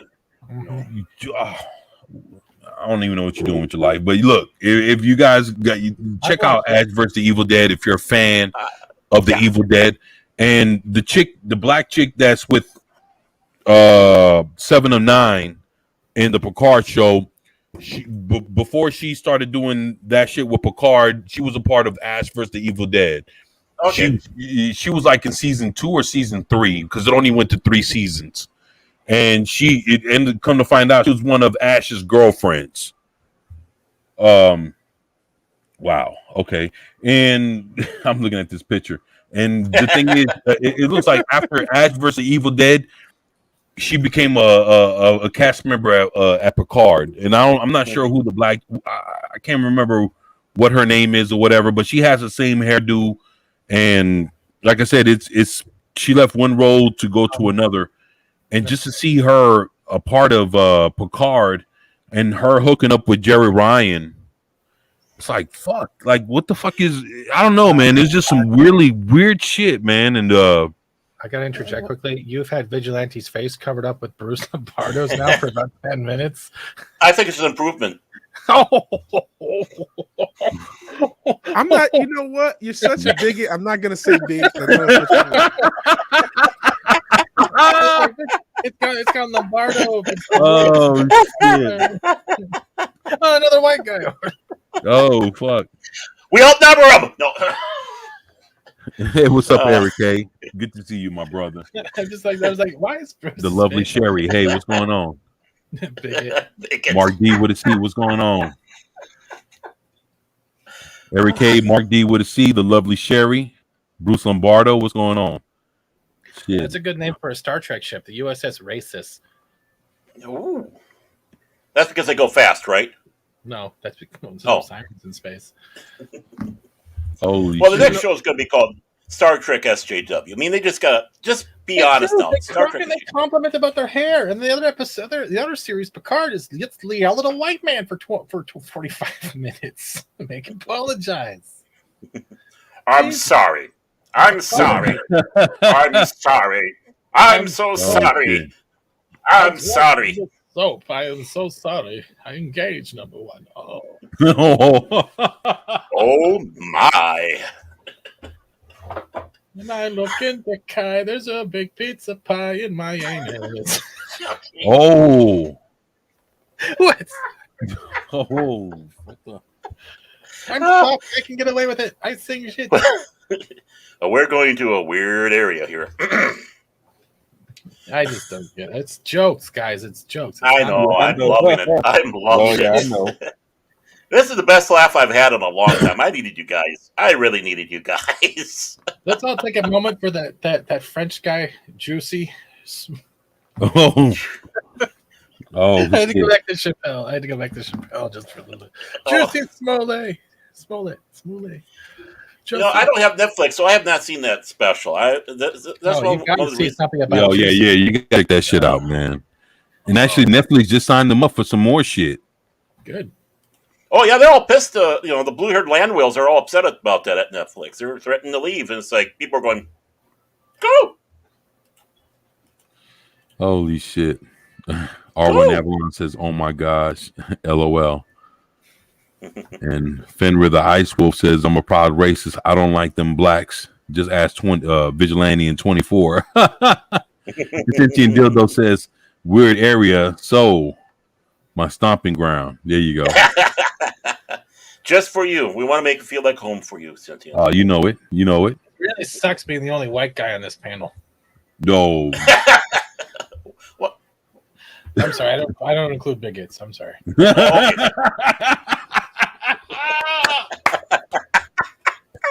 Well, I don't even get included unless you can look under. You wouldn't even know I exist. I'm still. Yeah, he still has you covered up too. Who the hell's talking? Who's talking? Yeah, you can't even tell talking. Zenja Dildo sounds a lot like Vigilante Williamson. What's going on? Yeah, there's probably people who don't even know I'm on the show, and still don't. Take it off the screen, 24. He can't breathe, man. Oh, wait, Damn. Cynthia is smothering Vigilante. Help him. Oh, he's shit. on Vigilante's face, technically, if you look at the way the podcast is going. There we go. I'm sorry. Is that YouTube version of teabagging? I don't know. I mean, It basically is. God, what's in me tonight? Definitely not Takai. I'm not white. I'm clear. There you go. He's not white. He's pastel. I am. My God, he's gone plaid. It's like saying I'm so racist. I write every Christmas card in white crayon. Oh. I don't put them in envelopes, just hoods. No. Jesus. You realize Yeah, Come I on, you thought realize- Vigilante was supposed to be here. you realize that those poor little snowflakes, if they heard our conversation, they'd be going bonkers. It's like, how can they talk to those poor black people like that? Oh my God, we have to be an advocate. We have to be their ally. Oh, fuck. You're Karens. Your typical old Karens that come out there and they gotta protect you because you can't protect yourself. Oh, did you guys hear though that I'm actually doing a Christmas book this Christmas? A Christmas are you? book? Yeah, Are you serious? Yeah, I'm actually doing a Christmas book. It's kind of like a inspired sequel. A sequel to what? Do you want to see the cover? Oh Okay. my goodness! I'm Yeah, go ready. for it. Nah, I shit. think I'm ready. In inspiration of Daniel Kibble Smith, Santa's husband kissed Fat Steven's ass. Ugh. Oh, Didn't need the visual of the ass, but okay. You can pick this up at all your Amazon retailers. oh shit! Santa's husband kissed Is this Fat a real ebook or a book? Because you can publish it if it's not. No, it's Nah. not. It's actually a parody. Nah, of it's Make it Kibble now. Smith, Just Santa's husband. AI write it. All it needs to be is like 5 pages, and it's a Mhm. children's book. It's only like a sentence a page. Something like that. The pictures. Get out the pictures. You, It ain't you're- mistletoe. That's my There ass. you go. And there's something very racist about Santa's husband. You can remove the image anytime. 24. nah. It's fucked up. I'm seeing hair. I'm seeing hair on that motherfucker. Well, at least Yeah. I don't see brown. Thank goodness. Oh boy. If anyone wants to screen that shot for a wall, oh come on! Oh shit! Oh, the extra Oh, you broke Oh. Vigilante. I'm You sorry, I broke was mocking Vigilante. Kibble Smith. I was literally mocking Kibble Smith, not anything else. Like Kibble Smith's the one who wrote that book. Remember? wait a minute. Gary- Where's Vigilante at? Yeah, he left. That was a joke. What? Did he crash? I don't know what the fuck You broke happened. him. You broke him. I don't know what happened. What? Nerdrotic actually read Santa's husband. I think was it live last Christmas. Yeah, I saw that. Fender will write the book for you, by the way. I don't know. He's Portuguese, Give him right? work. Ooh. I don't know. I was making the joke that was going on in the chat. Oh, Is he coming I back? wasn't paying attention. There you go. There we go. Did Welcome you- back, Veg. Or were you upset? No, I was just kind of a joke. Oh, okay. Literally, dude, my heart started racing. I did it again. Shit. No, it wasn't you. No, it was just like, Was it my ass? Did it need a shave? Yes. When we got the close up, I'm like, that's a bit much. So, Mark D with his teeth says, "Please don't blow that shit up. Don't blow yeah, it up." please don't. Please. I was just like, I'm sorry. I'm sorry. just fuck this shit up. No Chili night. No chili night for you, sir. I did not have art prints or display. No. But no, you should make it as grotesque as that was. You should make it into I'm a thinking- Actually, you know what? No bullshit, Steve. Listen to Vigilante, man, and I wouldn't even tell you, but on some weird fucked up shit, you need to fucking make a book out of that, bro. Just do 10 pages. Yeah, If just you could do it fucking in a do night. something like a good Short. dude. You'd be surprised, man. Like 1 or 2 sentences each page with pictures and the whole shit. dude, you could fucking dog. You could crowdfund that shit, and people will fuck with it if it's actually some cool shit. Run with the idea, brother. It's Christmas time. Fucking do it, man. Yeah, I'm just saying, bro. Exactly.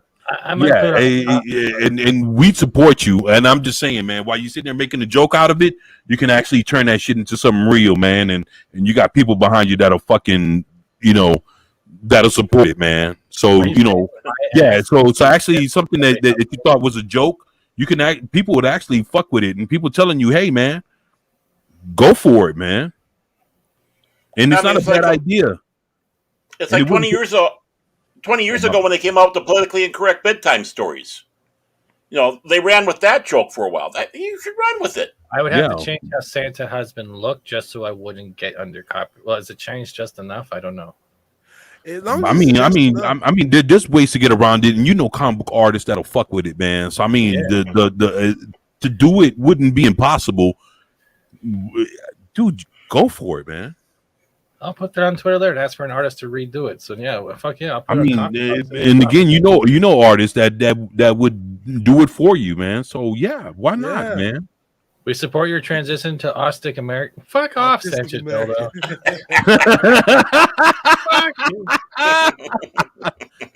The only transatlantic, transautistic is my ball sack. That's about it right now. Autistic American, Steve. I just have to say Arwen, it's got to be the hairiest ass. He's got to stay warm somehow. That's not true. What? I have a black polar bear friend. Oh. Technically, he's a grizzly bear, but he identifies as a polar bear. Oh, shit. Oh, man. This is some good shit. Transpolar. Oh, shit. Oh, fuck. How did we get down this rabbit hole? I don't know. Why didn't somebody tell me my ass was so big before I made it bigger? Oh shit! That's where we're at, man. Like we didn't even have to talk about topics. It's I mean, I'm kind of a lot of these topics. I mean, I learned stuff. I fucking found out. What did we find out that fucking the Scientologists were fucking with Isaac Hayes? So that was wild to find out. Yeah. That was last week's. Yeah, you remember the Isaac Hayes? Oh fuck that! Mm-hmm. You know what? That shit is still. That's still really fucked up, man. Especially when his son comes out and say, "Hey, that wasn't him," because he couldn't have done it because he couldn't do nothing. So basically, but his circle was around him all the way to the end. It was one of them motherfuckers, man. That's some real wild shit. Well, they got handlers. I mean, they got their handlers. Yeah, but that was just a crazy story to hear. And so, but outside of that, a lot of these topics are pretty depressing. All right. Well, look, Sentient Dildo asked, what happened to Isaac Hayes? Okay. So let him know. Matter of fact, I got to use the restroom. So, yeah, explain it to him. I'll be right back. Okay, cool. So, turn off the mic before you flush. Please do, please. Oh, shit, you heard me. So no. Yeah, please mute. Okay, so basically, when Isaac Hayes was starting to have health issues and on his deathbed, basically, let me read the story. Let me not lie to you. Let me go to the link, and so I can get the thing. Basically, they had something to do with him leaving South Park, and I want to get the exact story right. Yeah, it was like. Where is it? I'm scrolling. There we go. Found it. So, and because he left, I can't actually bring it up. But yeah, apparently he split with South Park over Scientology. They did an episode in 2005 called "Trapped in the Closet." I guess a reference to Tom Cruise and John Travolta. They were in the closet. Yeah. Either that or R. Kelly stuff that was real big at the time. So it talks about a bunch of different religions and included Scientology, I guess.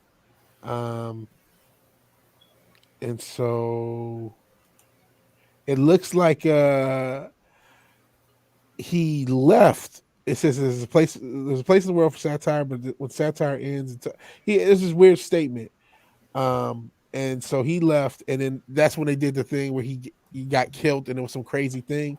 So apparently when he quit, it was the Church of Scientology who created his letter of resignation from South Park, because he had already had a stroke. So he had no ability to leave. I mean, he probably had to leave for health reasons, but he had already had a stroke, and the Church of Scientology forged this letter. This is according to his son. This is his son saying this to Looper, and I guess his father suffered a stroke. He couldn't speak, so he did have to leave the show. But the Scientologist created that letter that they sent out and signed it on his behalf. And I guess the South Park guys didn't find out till later on. So yeah, I guess they may have had something to do. I don't know, because he passed. He died not too long after. So I'm not sure if they were a part of it, like his estate, or had power of attorney. I don't know any of that stuff, but they were able to forge his exit. So that's kind of unfortunate that they were even involved. So that type of crazy stuff I would have never known if not for this show. Cause that's one of the topics, and I don't know if we come because unfortunately I woke up half during the show. So if did you guys talk about the Batman in the first half? Because I know that was one. Not much about the Batman. We're talking about other stuff leading up to it, but we're talking about scammers. And you know what? Just to prove the point about the scammers, since there's nothing on this phone that's going to incriminate me, I got one of those messages I was talking about that said my phone bills. You can't even see it on there. Yeah. My phone bill, one of those scammers things. That's the third one I've gotten this week, and it just happened right now. Yeah. So, like I said, be careful out there. It's not just the bots that are scamming the channels. It's also your phones and anything else, your emails. So scammers are out. I got a fraudulent charge from Carhartt, and I don't know how the hell I got it. I had to get a new card, and it wasn't really Carhartt, but it was just like some random charge. And apparently that's a thing. When I Googled the number that's associated with the charge, a few other people said they got scammed. I got refunded and stuff, but it was a whole fucking ordeal. Had to get a new debit card and all this other shit. Oh, so, yeah. In order for you to get your, in order for them to pull that money, they tell you you're gonna have to get a whole nother card so that the company doesn't charge you over again on your old kits. Yeah. I do hate to do this. I do have to go because I do have Welcome to Florida, and I do have to go. So I'm going from one stream to another. So I hope. No, you're good. Man. Hey, man. Thank you for being here. Yeah, man. It was great having you, man. I love being with you, Steven. Please come Take by that more out often. of context. Yeah, right man. Down, please. Please don't say that while being on top of me. That's what's weird. He said, "I love being with you," and so I said, "Please, somebody clip that and take that out of context." Maybe that's in context. No, The Rock do not approve of him touching my pebbles. It's those ears, man. Those ears are just driving me wild. You're a weirdo. I gotta go. You guys have a great night. Never talk to these people. Later chat. I'll see you all later. And all right, man. Take it easy, brother. Thank you, man. Get your tubes tied. I'm out. All right. Speaking of weird sexual stuff that nobody wanted, there's a new Sex in the City coming. These bitches are sexy. Oh, yo. We're talking about that. Yeah. Me look. The thing is, if you look through it, look, it's funny. Want me to bring it up? Yeah. Actually, look, Vigilante. If you can pull that shit up, look, that thing. It's funny as shit, man. It's like nobody's a Sex in the City fan, but if you heard about which direction they went with, this is a reboot. And if you read it and you see what happened with that shit, it's funny as fuck how a rebooted Sex in the City went to shit within the first episode or two, man. And dude, it's funny, man. I put it up there not because I don't know nothing about the show, but I just thought it was funny to see what they put in their episode that cost the company money. Like basically dude, check this shit out. Hold on, here we go. This is some funny shit. Okay. So what's her? Did you read it, Vig? Well, no, I just go for it, man. Live and read it live. Yeah, so, go ahead. Yeah. Sarah Jessica Parker. This is her in her prime, and you can see she's average at best. She was never. Yeah. She was never Hollywood cute. You know who she's married to? I forgot. Matthew Broderick. Ferris Bueller. Yeah, fucking Ferris Bueller. Yeah, in Godzilla 2000, huh? No, 1999. Zilla. Zilla. They don't call him Godzilla. They call him Zilla because they don't even acknowledge that as a Godzilla film. Yeah, that was with the eggs in the fucking the hockey arena. It was a mess. Madison Square Garden. Oh, it was the Garden. Okay, it was just right. But yeah, so like she was never that cute for her to have a show that was based upon her sexuality. Always was like, man, like I mean, I would have probably smashed that version back in what is it, 90s. No, but like that's not that's an indictment on me. But beloved on-screen characters flaunting a real-life product in a film or series is perhaps the best kind of advertising for a brand. But the popular exercise equipment company Peloton, this isn't the scenario. So Sarah Jessica Parker has a revival of Sex in the City, and just like that, it's a terrible title. It debuted its first 2 episodes and sent the company's stock price plummeting after a lead character died from a heart attack or the exercising on the Peloton bike. Why would they do that? Like, but then when you keep reading, guess what happened to the Peloton bike company? Keep reading, bro. That's the stock price with that. Let's see. I'll keep reading. The spoilers for the big death in the pilot episode for the reboot. No one cares. First episode has Mr. Big. Isn't he like one of the main characters? He exercises. Peloton ride with his instructor Algera, played by real. So they got the real Peloton instructor, right? And then he has a major heart attack. Oh my god, he died. So the first episode they killed this character. Okay, I've never seen Sex in the City, but if I haven't either. But Sex in the City is one of those shows when it was popular, its mythos was out there, right? So right. Just in the same way, I never saw Game of Thrones, but I know what the fucking Red Wedding is. People knew what Mr. Big. He was the whole fucking goal of the original series. The whole goal was her being a fucking thought, but she wanted Mr. Big. And she finally gets Mr. Big at the end of the series. So the very first scene of the fucking reboot, they kill him. That's fucking great. It's like no. Basically, what they did to Connor in Terminator. Yeah, it's basically John Connor. Yeah, you bring back all the original motherfuckers, and all of a sudden, or you fuck around and wipe them out at the beginning of Terminator: Dark Fate. It's like this is the same kind of shit. Like the purpose of the show was for her to get Mr. Big, and the purpose of Terminator was for them to fucking save John Connor. But now you come with the reboot shit. You come back with all the original people for the first time since in the last 30 years or something close to it, 25, 30 years. You bring everybody back just to kill off John Connor. Same shit that they did to Mr. Big. But and He-Man and all that. But this, because Stitcher did those right. Got to murk the white dude, make room for someone to impress. It's like listen. Back in the day, black guys used to get killed in the horror movie first, and now that paradigm has totally shifted. If you're a white guy in a horror movie, watch out. Your ass is grass. But like the thing that kills me, the people, of course, Peloton shares are going to plummet.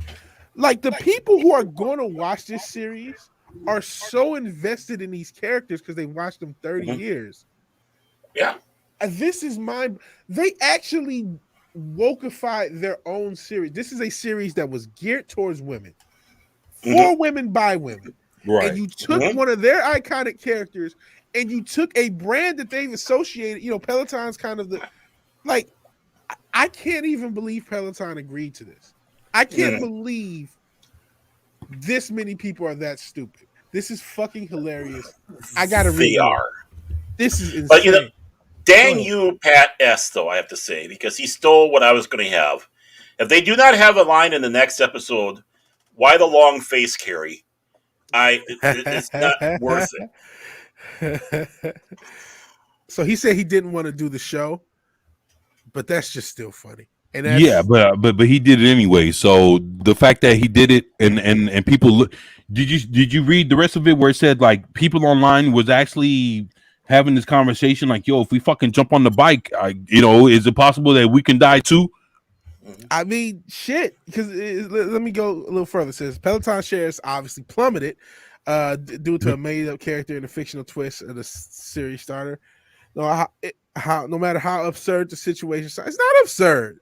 You can't listen, man. You too vigorous. Anything can happen, you know. But no matter how absurd the situation sounds, the company was forced to do some damage control, stop any deterioration in the value of its shares. Hence, cardiologist Suzanne Steinbaum, part of Peloton's Health and Wellness Advisory Council, had to come forward and explain why a fictional character's death because of his fictional lifestyle and not the company's bikes. Oh my goodness. Oh, please, yeah.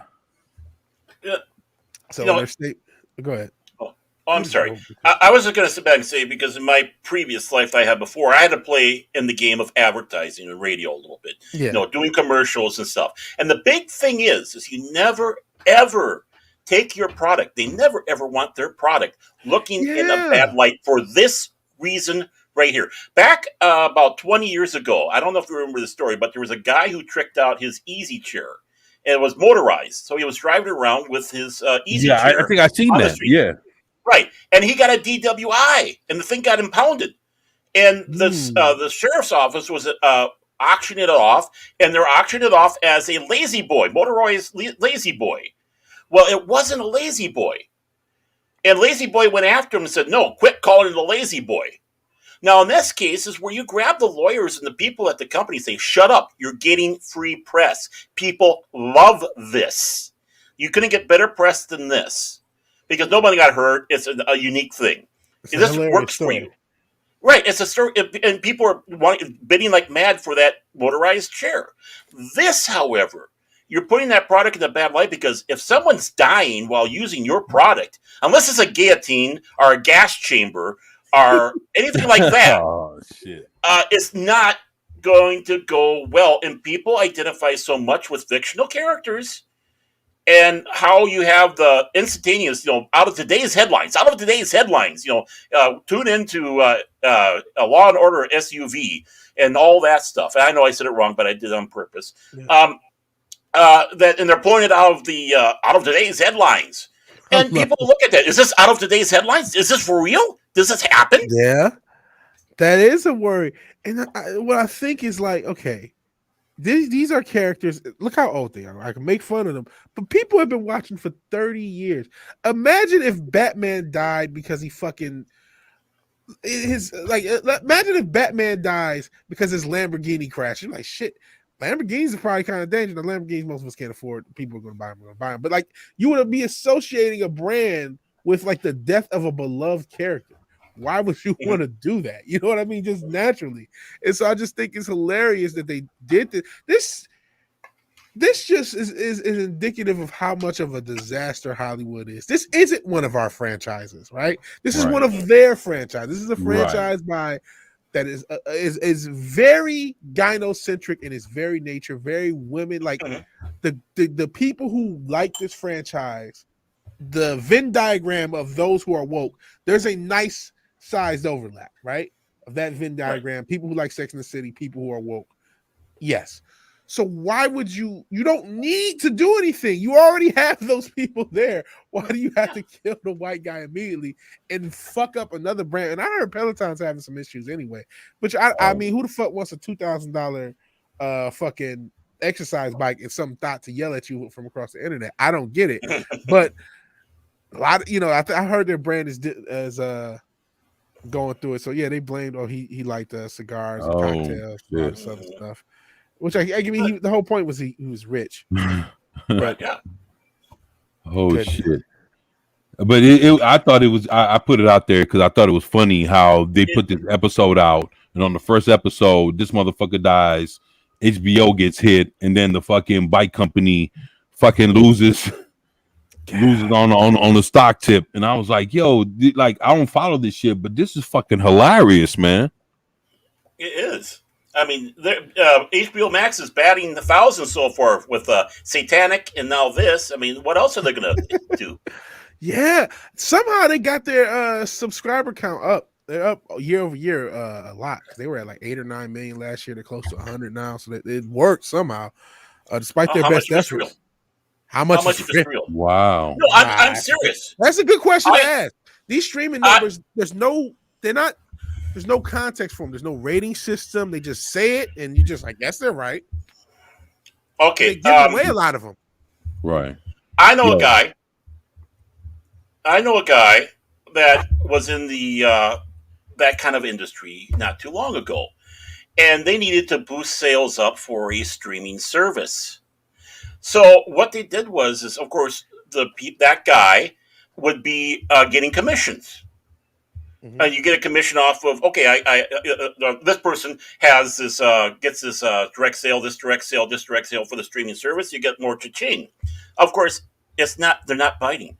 They're not biting. So the manager comes out and goes, "Hey guys, tell you what. Why don't you sign yourself up for the 1 week? That way you get your commission and you cancel out after that time." Well, this was going from store to store from where this guy was that I know was working at. And so all the stores had all these employees signing up because they wanted to get, okay, I want to have a fast commission check. They're hungry. And so what happened? This was just before the investors.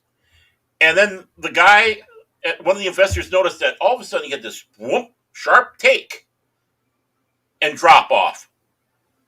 And they started questioning, what's going on here? What is going on here? I wouldn't doubt that this uptake with HBO Max and all that, because HBO Max was kind of owned by that same company, wouldn't be pulling that same trick again. It's an old trick. It's been used. Yeah, you know and what? Just like you said, who's to follow them? Who's to prove?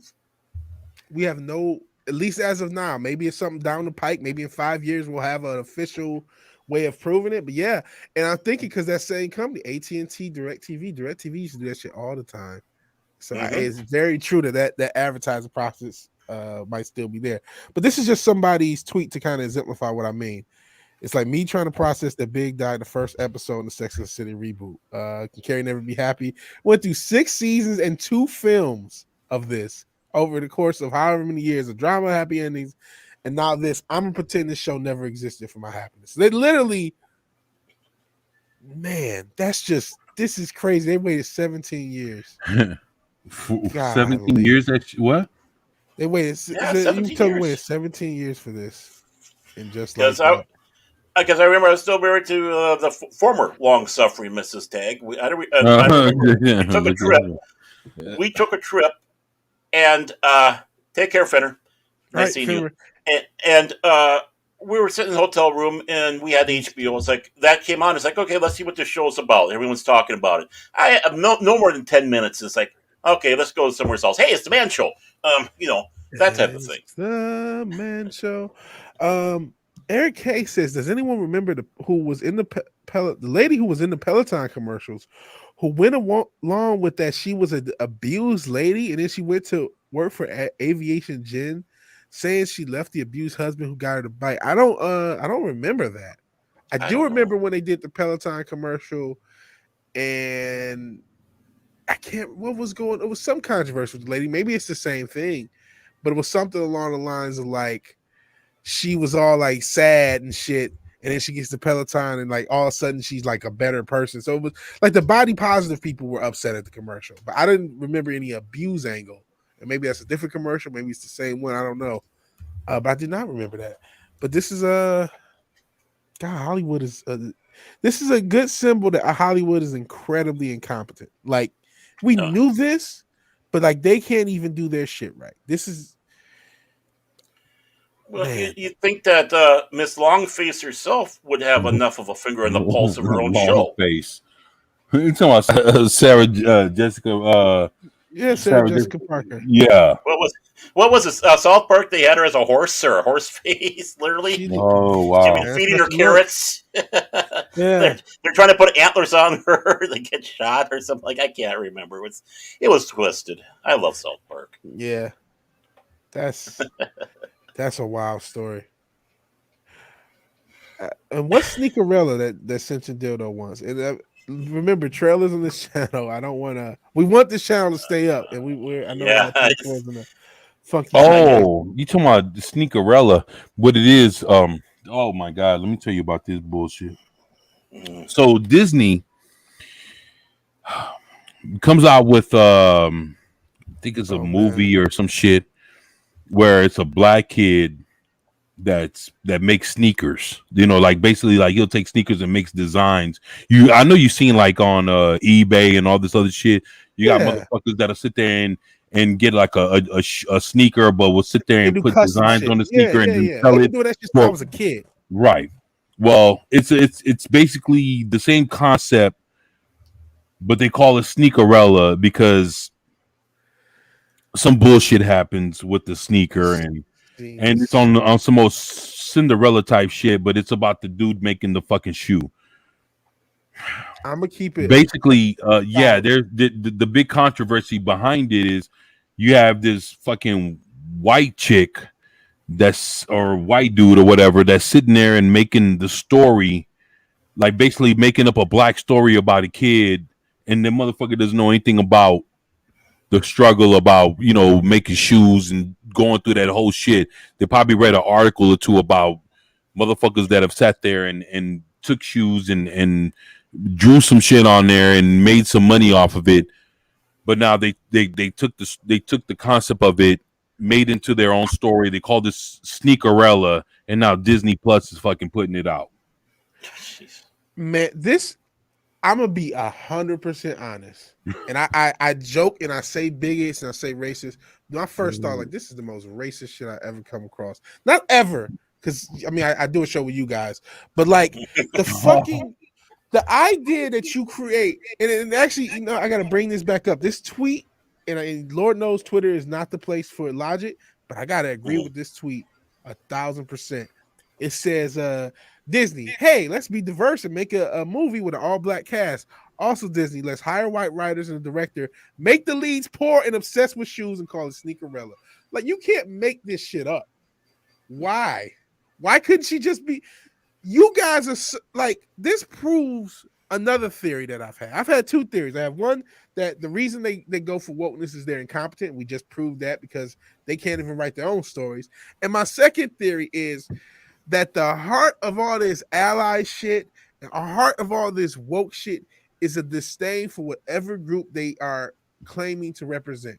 That's why every you know, they do LGBTQ, but they're always stereotypical characters. And so when Disney says we want to do a Black Cinderella, instead of just telling the story in its own way, and which whatever, I mean, I like The Wiz, so it can be done.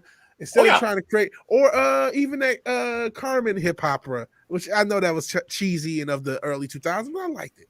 It's my Beyonce and Beyonce and Mos Def and who else was in it? It was a bunch of people in it. It was cool for the time. It probably does not hold up, but fucking 15 or however year old me loved it.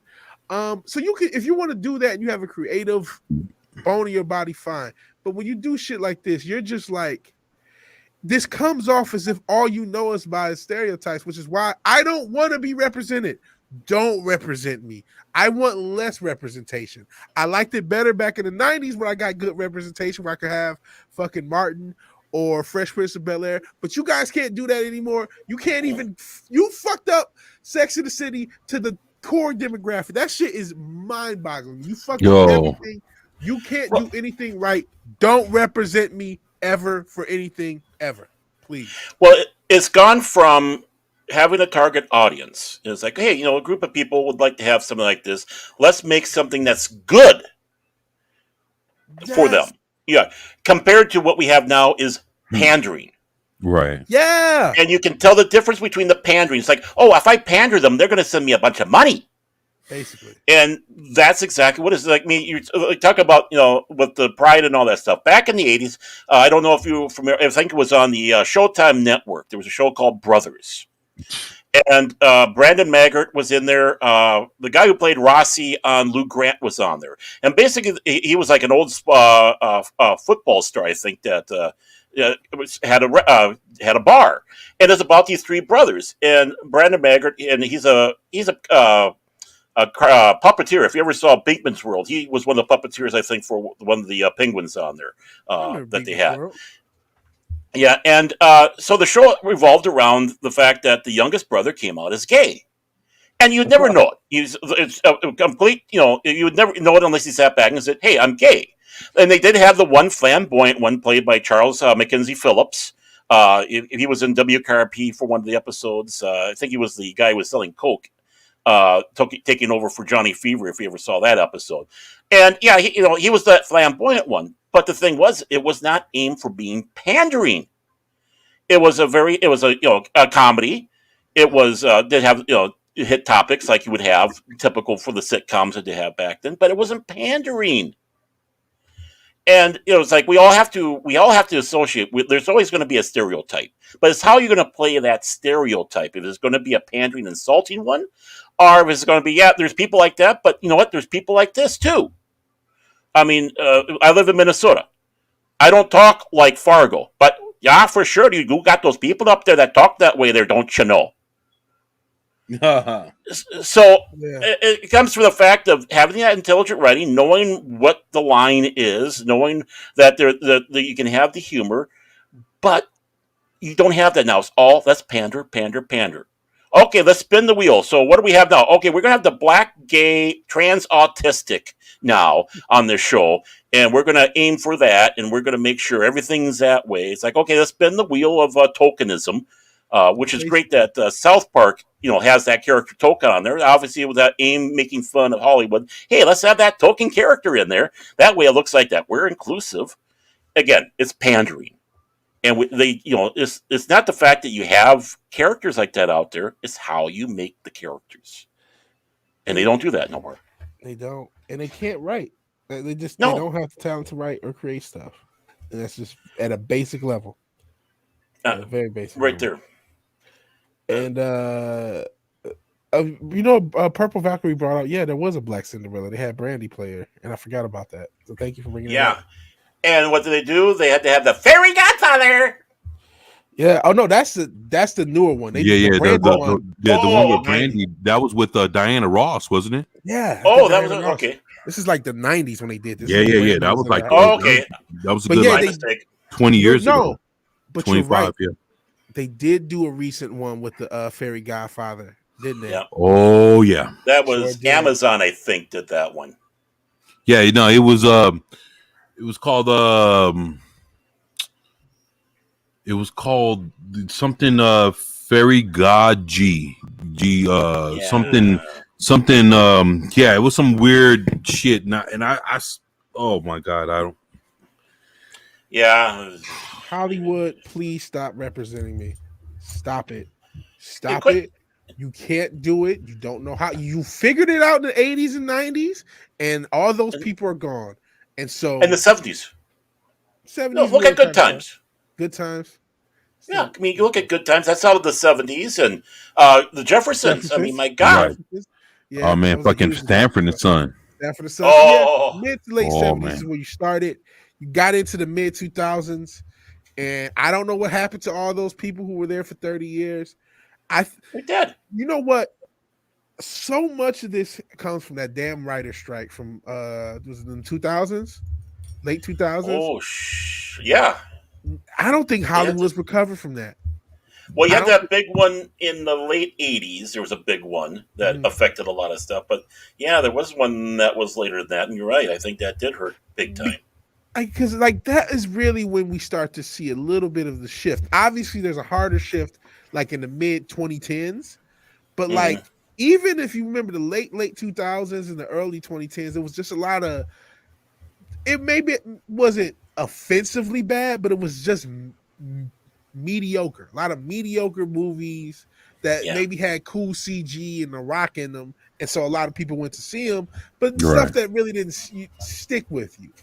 The TV shows got a lot better, but that kind of has already fallen off. But like, there's something in the writing, like there's just a basic lack of competency at writing and creativity that Hollywood is just flooded with, and it's like they can't do anything right. Anything. One other problem that we have too. Look how many hours of television that they have to program now, because this entity has so many channels. They're all 24/7. All this. So when we used to have less television, you did. You had to focus on. You had a core group of good writers, and they were working on there. And you had bad writers. You had bad crap that came out. There's no denying that. But now that there's so much, they just got to keep on just grabbing whoever it is. The big joke about Netflix is, hey, I got an idea. Okay, we'll turn it into a series. How much do you want? $20-30 million? Let's do it. Man, so soft plug for an old episode of Culture Crime Fires. We had Clifton Duncan on, great actor. He's a actor in Hollywood, and he said that one of his acting friends said, "Man, there's too many motherfuckers working." Meaning there's too much going on. They went from 24/7 to infinity with these streaming services. There's no end to how much programming they need. They need infinite programming forever.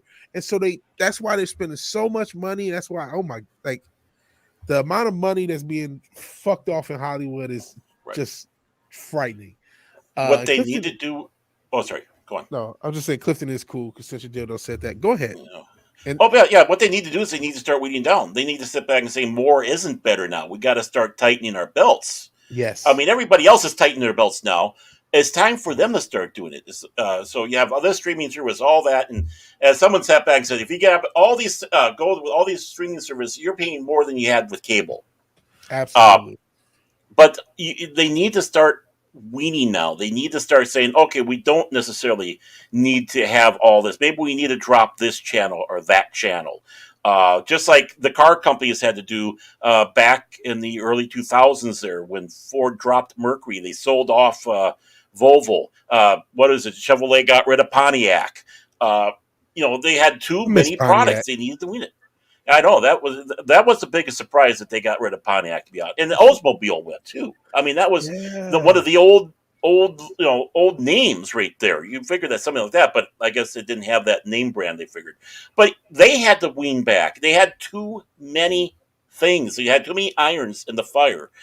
And entertainment needs to do that now. Disney's burning out Star Wars. They're going to burn Star Wars out big time now. With what they're doing, it's like, well, you have to have these 20 projects now coming out for the next year or two. Even though it sounds like they are not going to have all those 20, but there is too much. There's going to be burnout. Star Trek burned out in 2005. That's why it came to an end. That's why Enterprise died off after 4 seasons. There was a burnout. Star Wars was burned out back in the 80s after Return to the Jedi. It burned out. It didn't come back until basically the late 80s with the West End Games. And then, boom, you have the Timothy Zahn novels. It needs to take a break. Star Trek needs to take a break. They're putting out these shows. Nobody's watching them. Then why keep on making them? How many millions of dollars are you doing to try to polish a turd? So here's a factor, and for 24, he's just been what's up, man? On his own show. I'll just if you I feel like me and Baron just been going. I'm like, oh man. I'm just listening. I'm here, man. He's enjoying himself. Yeah, I mean, shit. You guys are hitting some good points, man. No need to fuck that up. So. I do have one comment. Actually, a response to Cinch and Dildo's comment. He says that's why they need all the ESG money. If you guys don't know what ESG is, that's environment, social governance. That's what it stands for. It's different, both government grants and corporate grants that are given to things that are, let's just say it, woke for the most part. Right. But here's the 2 thoughts on this. There's definitely a lot of shows being made for the purpose of getting ESG money. But as we just saw with this Sneakerella thing, they can be offensive. Like, not just Sneakerella. Remember that Disney was making Mulan, was making Shang-Chi and the Eternals all for China, and all failed. And in fact, 2 of those films weren't even shown in China. So my point is, they are so bad that they can miss the target and actually piss off the groups of people. Like, they may fuck up the ESG money because their woke shit will end up being actually racist or actually offensive towards whatever group. So I'm interested to see how this plays out long term. Because I wonder, are they going to get ESG money for Sneakerella? You know what I mean? Maybe. Or are the people who give that money out saying, hey man, you guys, that's not what we wanted, and now you're in the red for real this time. You're not, in this fake red where you get money behind the table. Now you're like, oh, we just put out this product and we didn't get any woke back end money and it failed. I guess this is a shot of hope if you guys are looking for it. That they may be so incompetent they can't even get please their overlords. All right. they're hitting that when we did kind of talk about that a little bit before you came on because China was giving all this money and now they're taking it up. You have this money coming out there, but no one's buying it. No one's grabbing it for it. The money is literally being wasted. And remember, this is the government, right? They're the same ones that did the Tuskegee experiment and various other stuff. We really weren't. I guess we were tapping Martin Luther King Jr. I guess Kennedy did do that and all that stuff. We're going to trust exactly what the government is going to say about this. Yeah, I got a hot take. I did not have sex in that woman. Yeah. I got a hot take that the Tuskegee experiment never ended, and now it includes about 9 billion experimentees, unfortunately, and that may be what we're going through. That's me being wacky. Don't listen to me. Do your own research. There's a lot of people that feel that way, Vigilante. Honestly, I hear people out there, and trust me, the Tuskegee experiment is one of the things that come out of their mouths. So, so it's like, and I try to tell people, it's like, as I said back, I'm not coming from a viewpoint of pro or con about this. I'm just saying, I'm just reporting. I'm just trying to be a reporter of what people are saying and being neutral on that one. You're doing a better job than CNN or any of the other ones out there. And I mean, even including Fox on that. Yeah, including Fox. I don't want to get, I feel bad because, it's the Primetime Kings and I could go on a political rant. And I know you can. All day. That's what I do on my channel, which is why you should sub if you haven't. Or make sure you're still sub because there's no guarantee you are. There's no guarantee. Well, that's right. Look at all the people that are getting unsub by YouTube left and right. I mean, yep. I like to. I'm sorry. I was gonna say, like, say what's up to New Bomb Turk. Hey, man, great to have you here, brother. Yeah, it's been some folks showing up. Just wanted to acknowledge that 32 flavors of Nick Weiser. 32 flavors. Yeah. And I saw that Clobbering Times is in here. I don't know if he's still Clobbering Times. There you go. Clobbering Time. New Bomb Turk and the Hollywood Nights. They let him go for a little bit. So and right along with Brightest Day. Brightest Day showed up.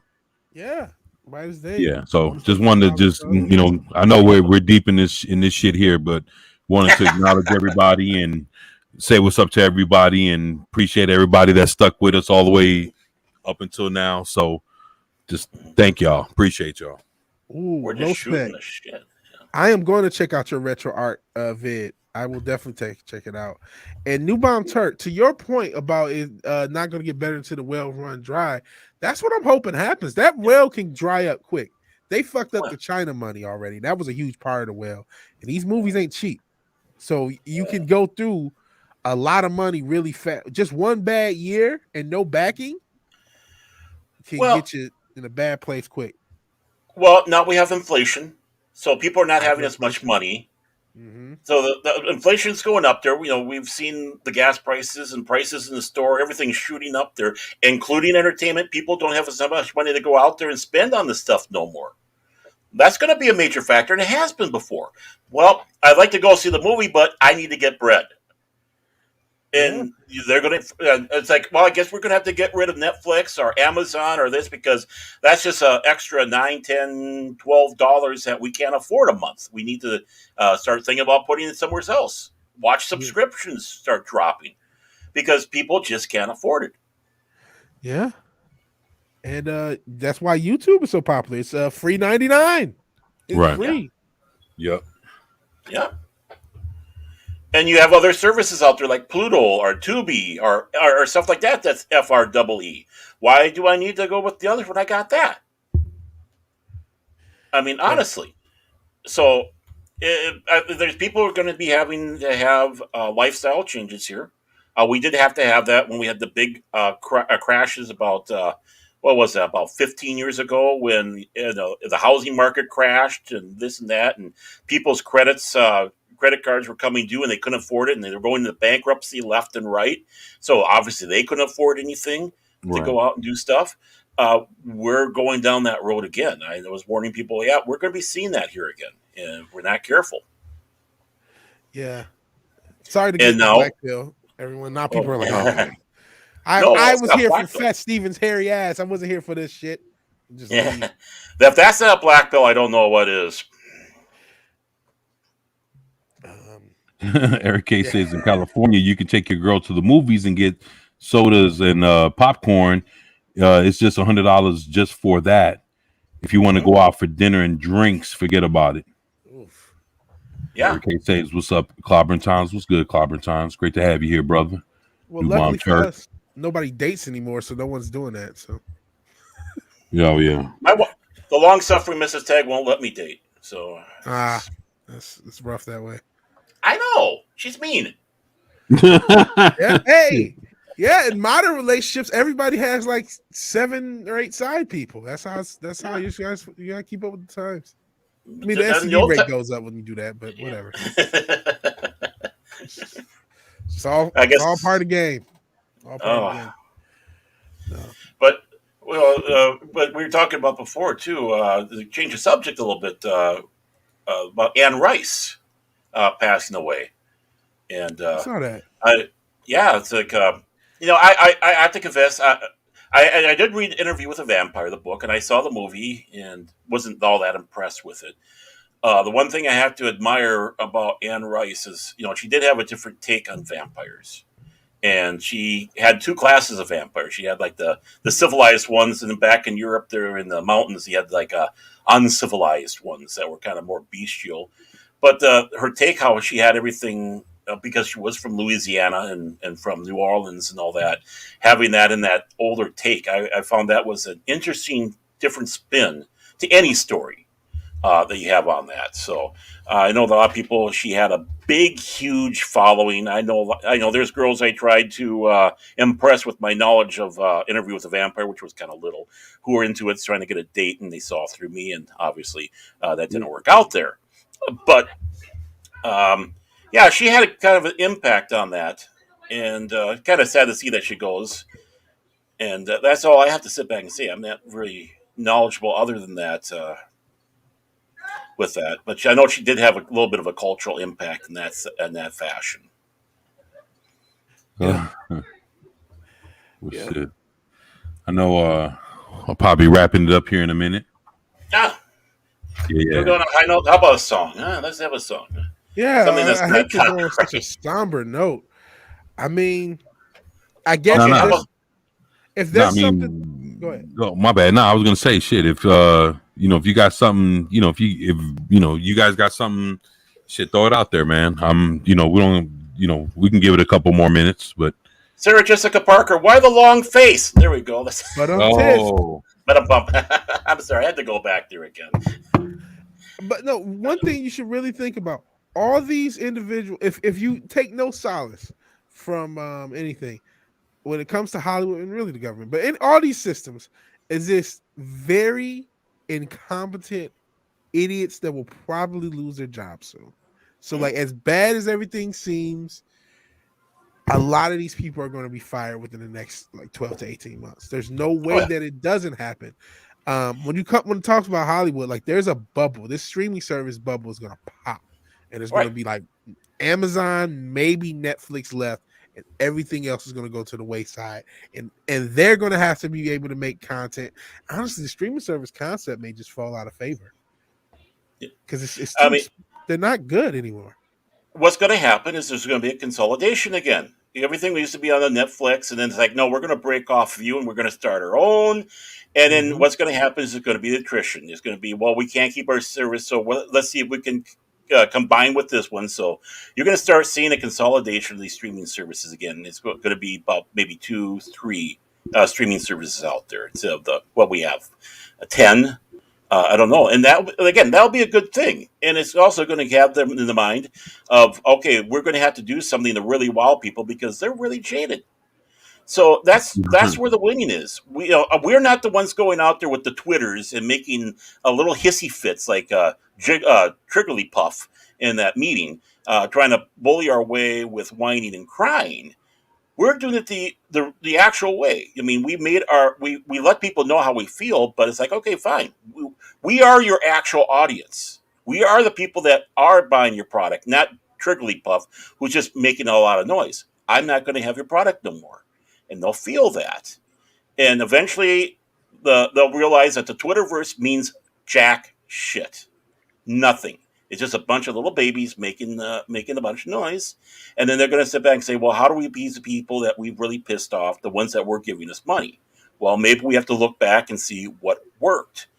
And you're going to have people coming in there that have a love for these things. And these amateur people we're talking about, maybe they'll go to them saying, "Okay, hands off, you do something. Do something for us, and let's see if it works." They will take those risks. They will take their chances. We had that in the 70s. Hollywood was in bad shape in the 70s. And then you had people like Coppola come along, you had Scorsese came along, you had Spielberg come along, and you had Lucas come along. And they had some misses, but look what they gave us. They gave us The Godfather, American Graffiti, Taxi Driver, Star Wars. Boom. The invigorated the mindset of how Hollywood is going to make a film now. Jaws, Close Encounters of the Third Kind.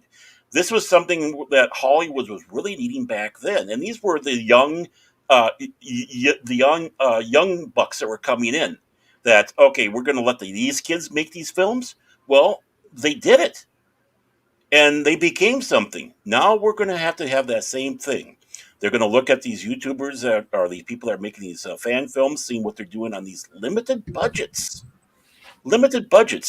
and pulling off these miraculous stuff. It's not just that it looks good. It's sometimes acted good, and it's written well, and it's drawing those crowds. And that is what we're going to be seeing here soon. So that's what I'm anticipating. We're going to have that 1970s rush of greatness that led into the 80s. They had that awesomeness. And it's around the corner. Everything has a pendulum. It goes back and forth. We got to get to the crap. We're going to get to the good. And that's where we have to be positive about that. Yeah, it is coming. I can kind of see the end. I'm starting to see the cracks. I'm like, okay, this can't last. And that's where we are winning.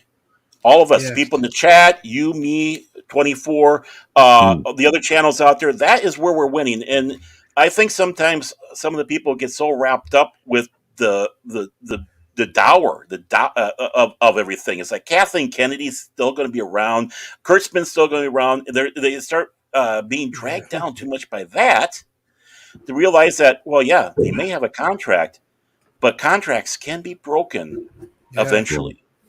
And there are other people because, like you said, man, it only takes. You said, okay, Francis Ford Coppola, Lucas, Spielberg, those are 3 humans. You know what I mean? It didn't take a bunch of people. And it just takes a few getting through and putting out something good. A lot of these, what it takes is one of these fan films to not be a fan film and be an original property and to blow up. All it really takes is one. That happens one time, and you have all this bloated, expensive shit. The financials guys, and shout out to Pacific 414 who just walked in, even though we're getting close to wrapping up. But eventually, the people, the bean counters are going to say, "Look, I'm all for wokeness, but this shit ain't making money. We have to make money, and you guys are so stupid, we can't even get the back end money anymore because your woke shit offended everybody. So we got to make good shit. Do it. And this asshole can make a Batman film better than you with no money. Hire him, because if you can't do it, he will. So that's in the next 2 to 5 years, that's probably going to happen. But it's going to be, we're going to get some Santa Inks. We're going to get some Love and Thunders. We're going to get some shit. So it's just, and we'll have shit to make fun of. Right. And exactly. And that's what we should be doing. Making fun of. We shouldn't be beating our chests and whining about. We should be laughing at them. And I'm laughing at them. It's like, I see Santa Inc. Failing like that, and old Seth Rogen having his hissy fit about the whole thing. I'm just laughing. I'm not even offended by it, to be honest. It's like, you got what you deserve, is my opinion. And to give another example, give an example, you have when Star Trek: The Motion Picture came out, right? It was such a bloated mess. And yeah, it did good in the theaters, but it didn't do good enough.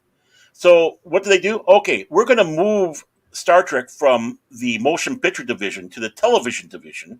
We're going to cut the budget big time. You guys can do another Star Trek film. And they came out with probably the best Star Trek film ever, Star Trek II: The Wrath of Khan, on a smaller budget, tighter budget, but it came out with a better story. It came out with everything across the board. night and day between the two Star Trek films, and rejuvenated that even more so than Star Trek the Motion Picture. And that's what we're needing to do. That big bloatedness, just because you have a lot of money thrown at something, is not going to make it popular. It's not going to make it good. It's what do you do with the money that you got? Right. Some real shit right there. Yeah, that's true. That's my 2, 3, 4, 5. My big mouth just spewing out there. But you know what? Every bit of what I said is positive, and I have hope, and I'll continue to have hope. And that's why when I have with my channel talking about the past, it's to remind people what did we have, and if that's going to be that inspiring spark to get that next generation going. Let it be, and let us rock and let us roll. I am excited about the possibilities of what we're going to probably see within the 5 years here. And I think we're going to see wonderful stuff as the giants crumble and the titans crumble and the gods raise up and go forward. To use a little Greek lingo there, Greek god lingo.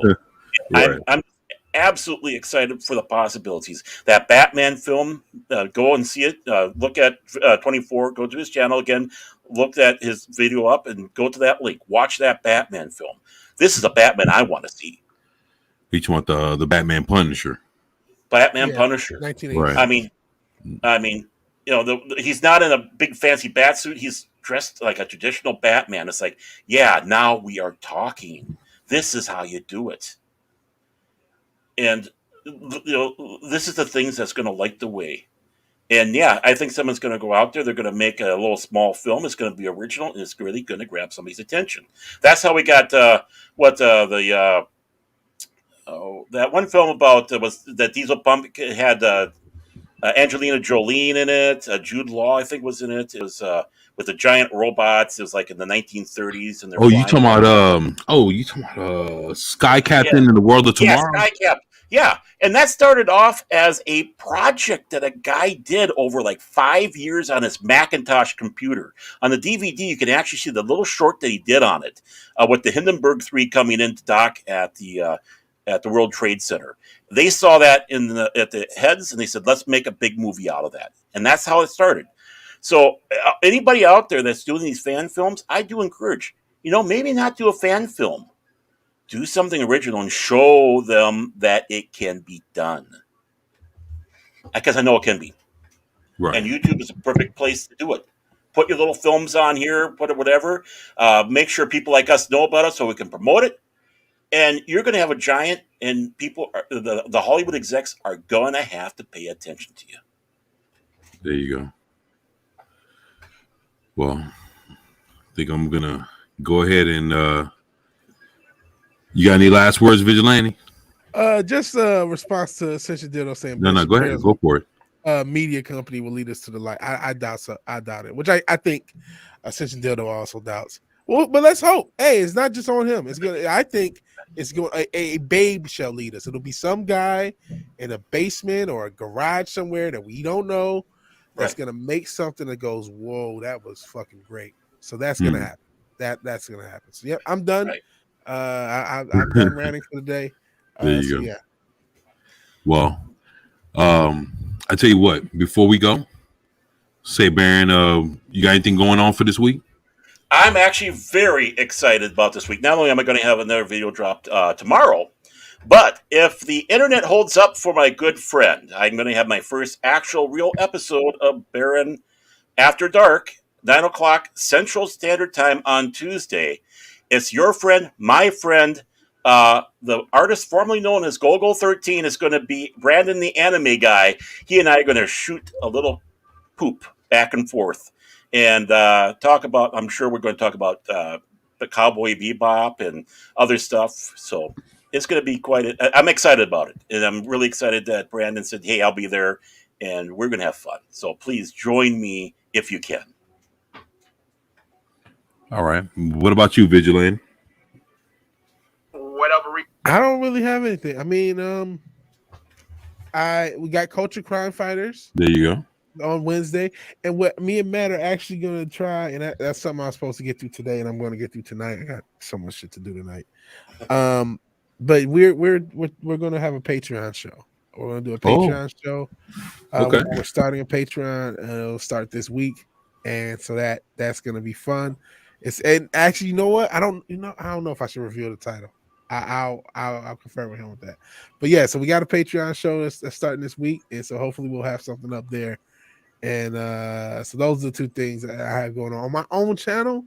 I don't know. I don't really have much going on. I'm busy as shit for the next however long I'm up. So I got stuff to do. But Coach Crown Fires is on my channel this week, so please check out my channel. And before the end of the year, I have a review to post and to edit and to put out. So we got that going on. So we got stuff happening. What about you? What's going on with your on your channel, 24? Well, actually, I'm gonna be just dropping videos, and just waiting to do my Friday show. Actually, there's something else that I'm working on. Still trying to iron out the specifics on that. But when I get more information on with that, I'll definitely be letting you know. Hopefully it'll be sometime this week. And if that happens, I will let everybody know coming Friday when I do my pre-show show before FNT. Other than that, I'll be dropping videos and and another thing, hopefully sometime this week, me and Purple Valkyrie is going to be working out something. I'll be making an appearance on her channel, and she sent me the information about it during this live stream, but I haven't gotten back with her. But Rise and Shine with Purple Valkyrie will be going on. Normally it'll be about 10 o'clock Central AM in the mornings here in the US. So I know it'll be running other times like 11 o'clock Eastern and whatever Pacific and all this other, but I'll get more information once I get with her. I'll be guest appearing there, doing my Friday show, and then doing the Primetime Kings again this coming Sunday. Other than that, on the 21st, which is on a Tuesday, we'll be having the Comic Book Roundtable Vigilante. 21st, Tuesday. Unfortunately, I think I'll be working there. Right. Well, I mean, that's right before Christmas.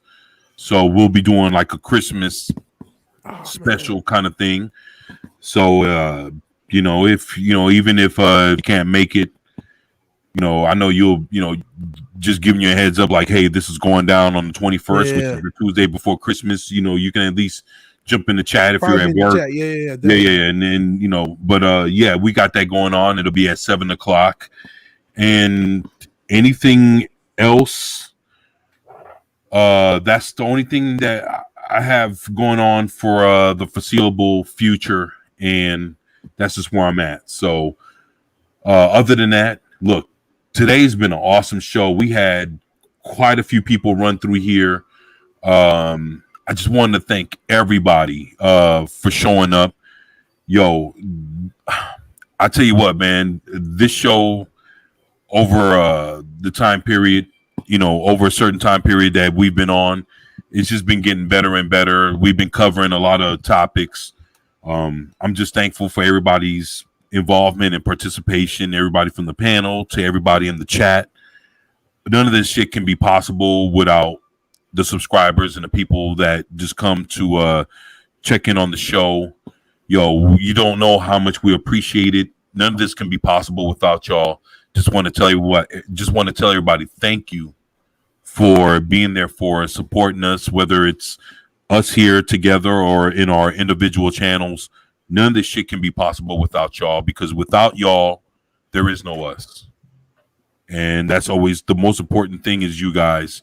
I know I did a bad fucking job with reading the chat today, but it was just a lot of conversation going on, and I was looking at the chat, and everybody made great points, and don't want to take that away from anybody. Just want to say that, we're thankful, and that's one thing I got to work on personally, is getting with the chat, but I'll be working on that And I just want to tell everybody thank you for their participation and making this what it is, because without the chat and you know, the subscribers and everybody involved, this thing cannot be possible. So I just wanted to just tell everybody thank you.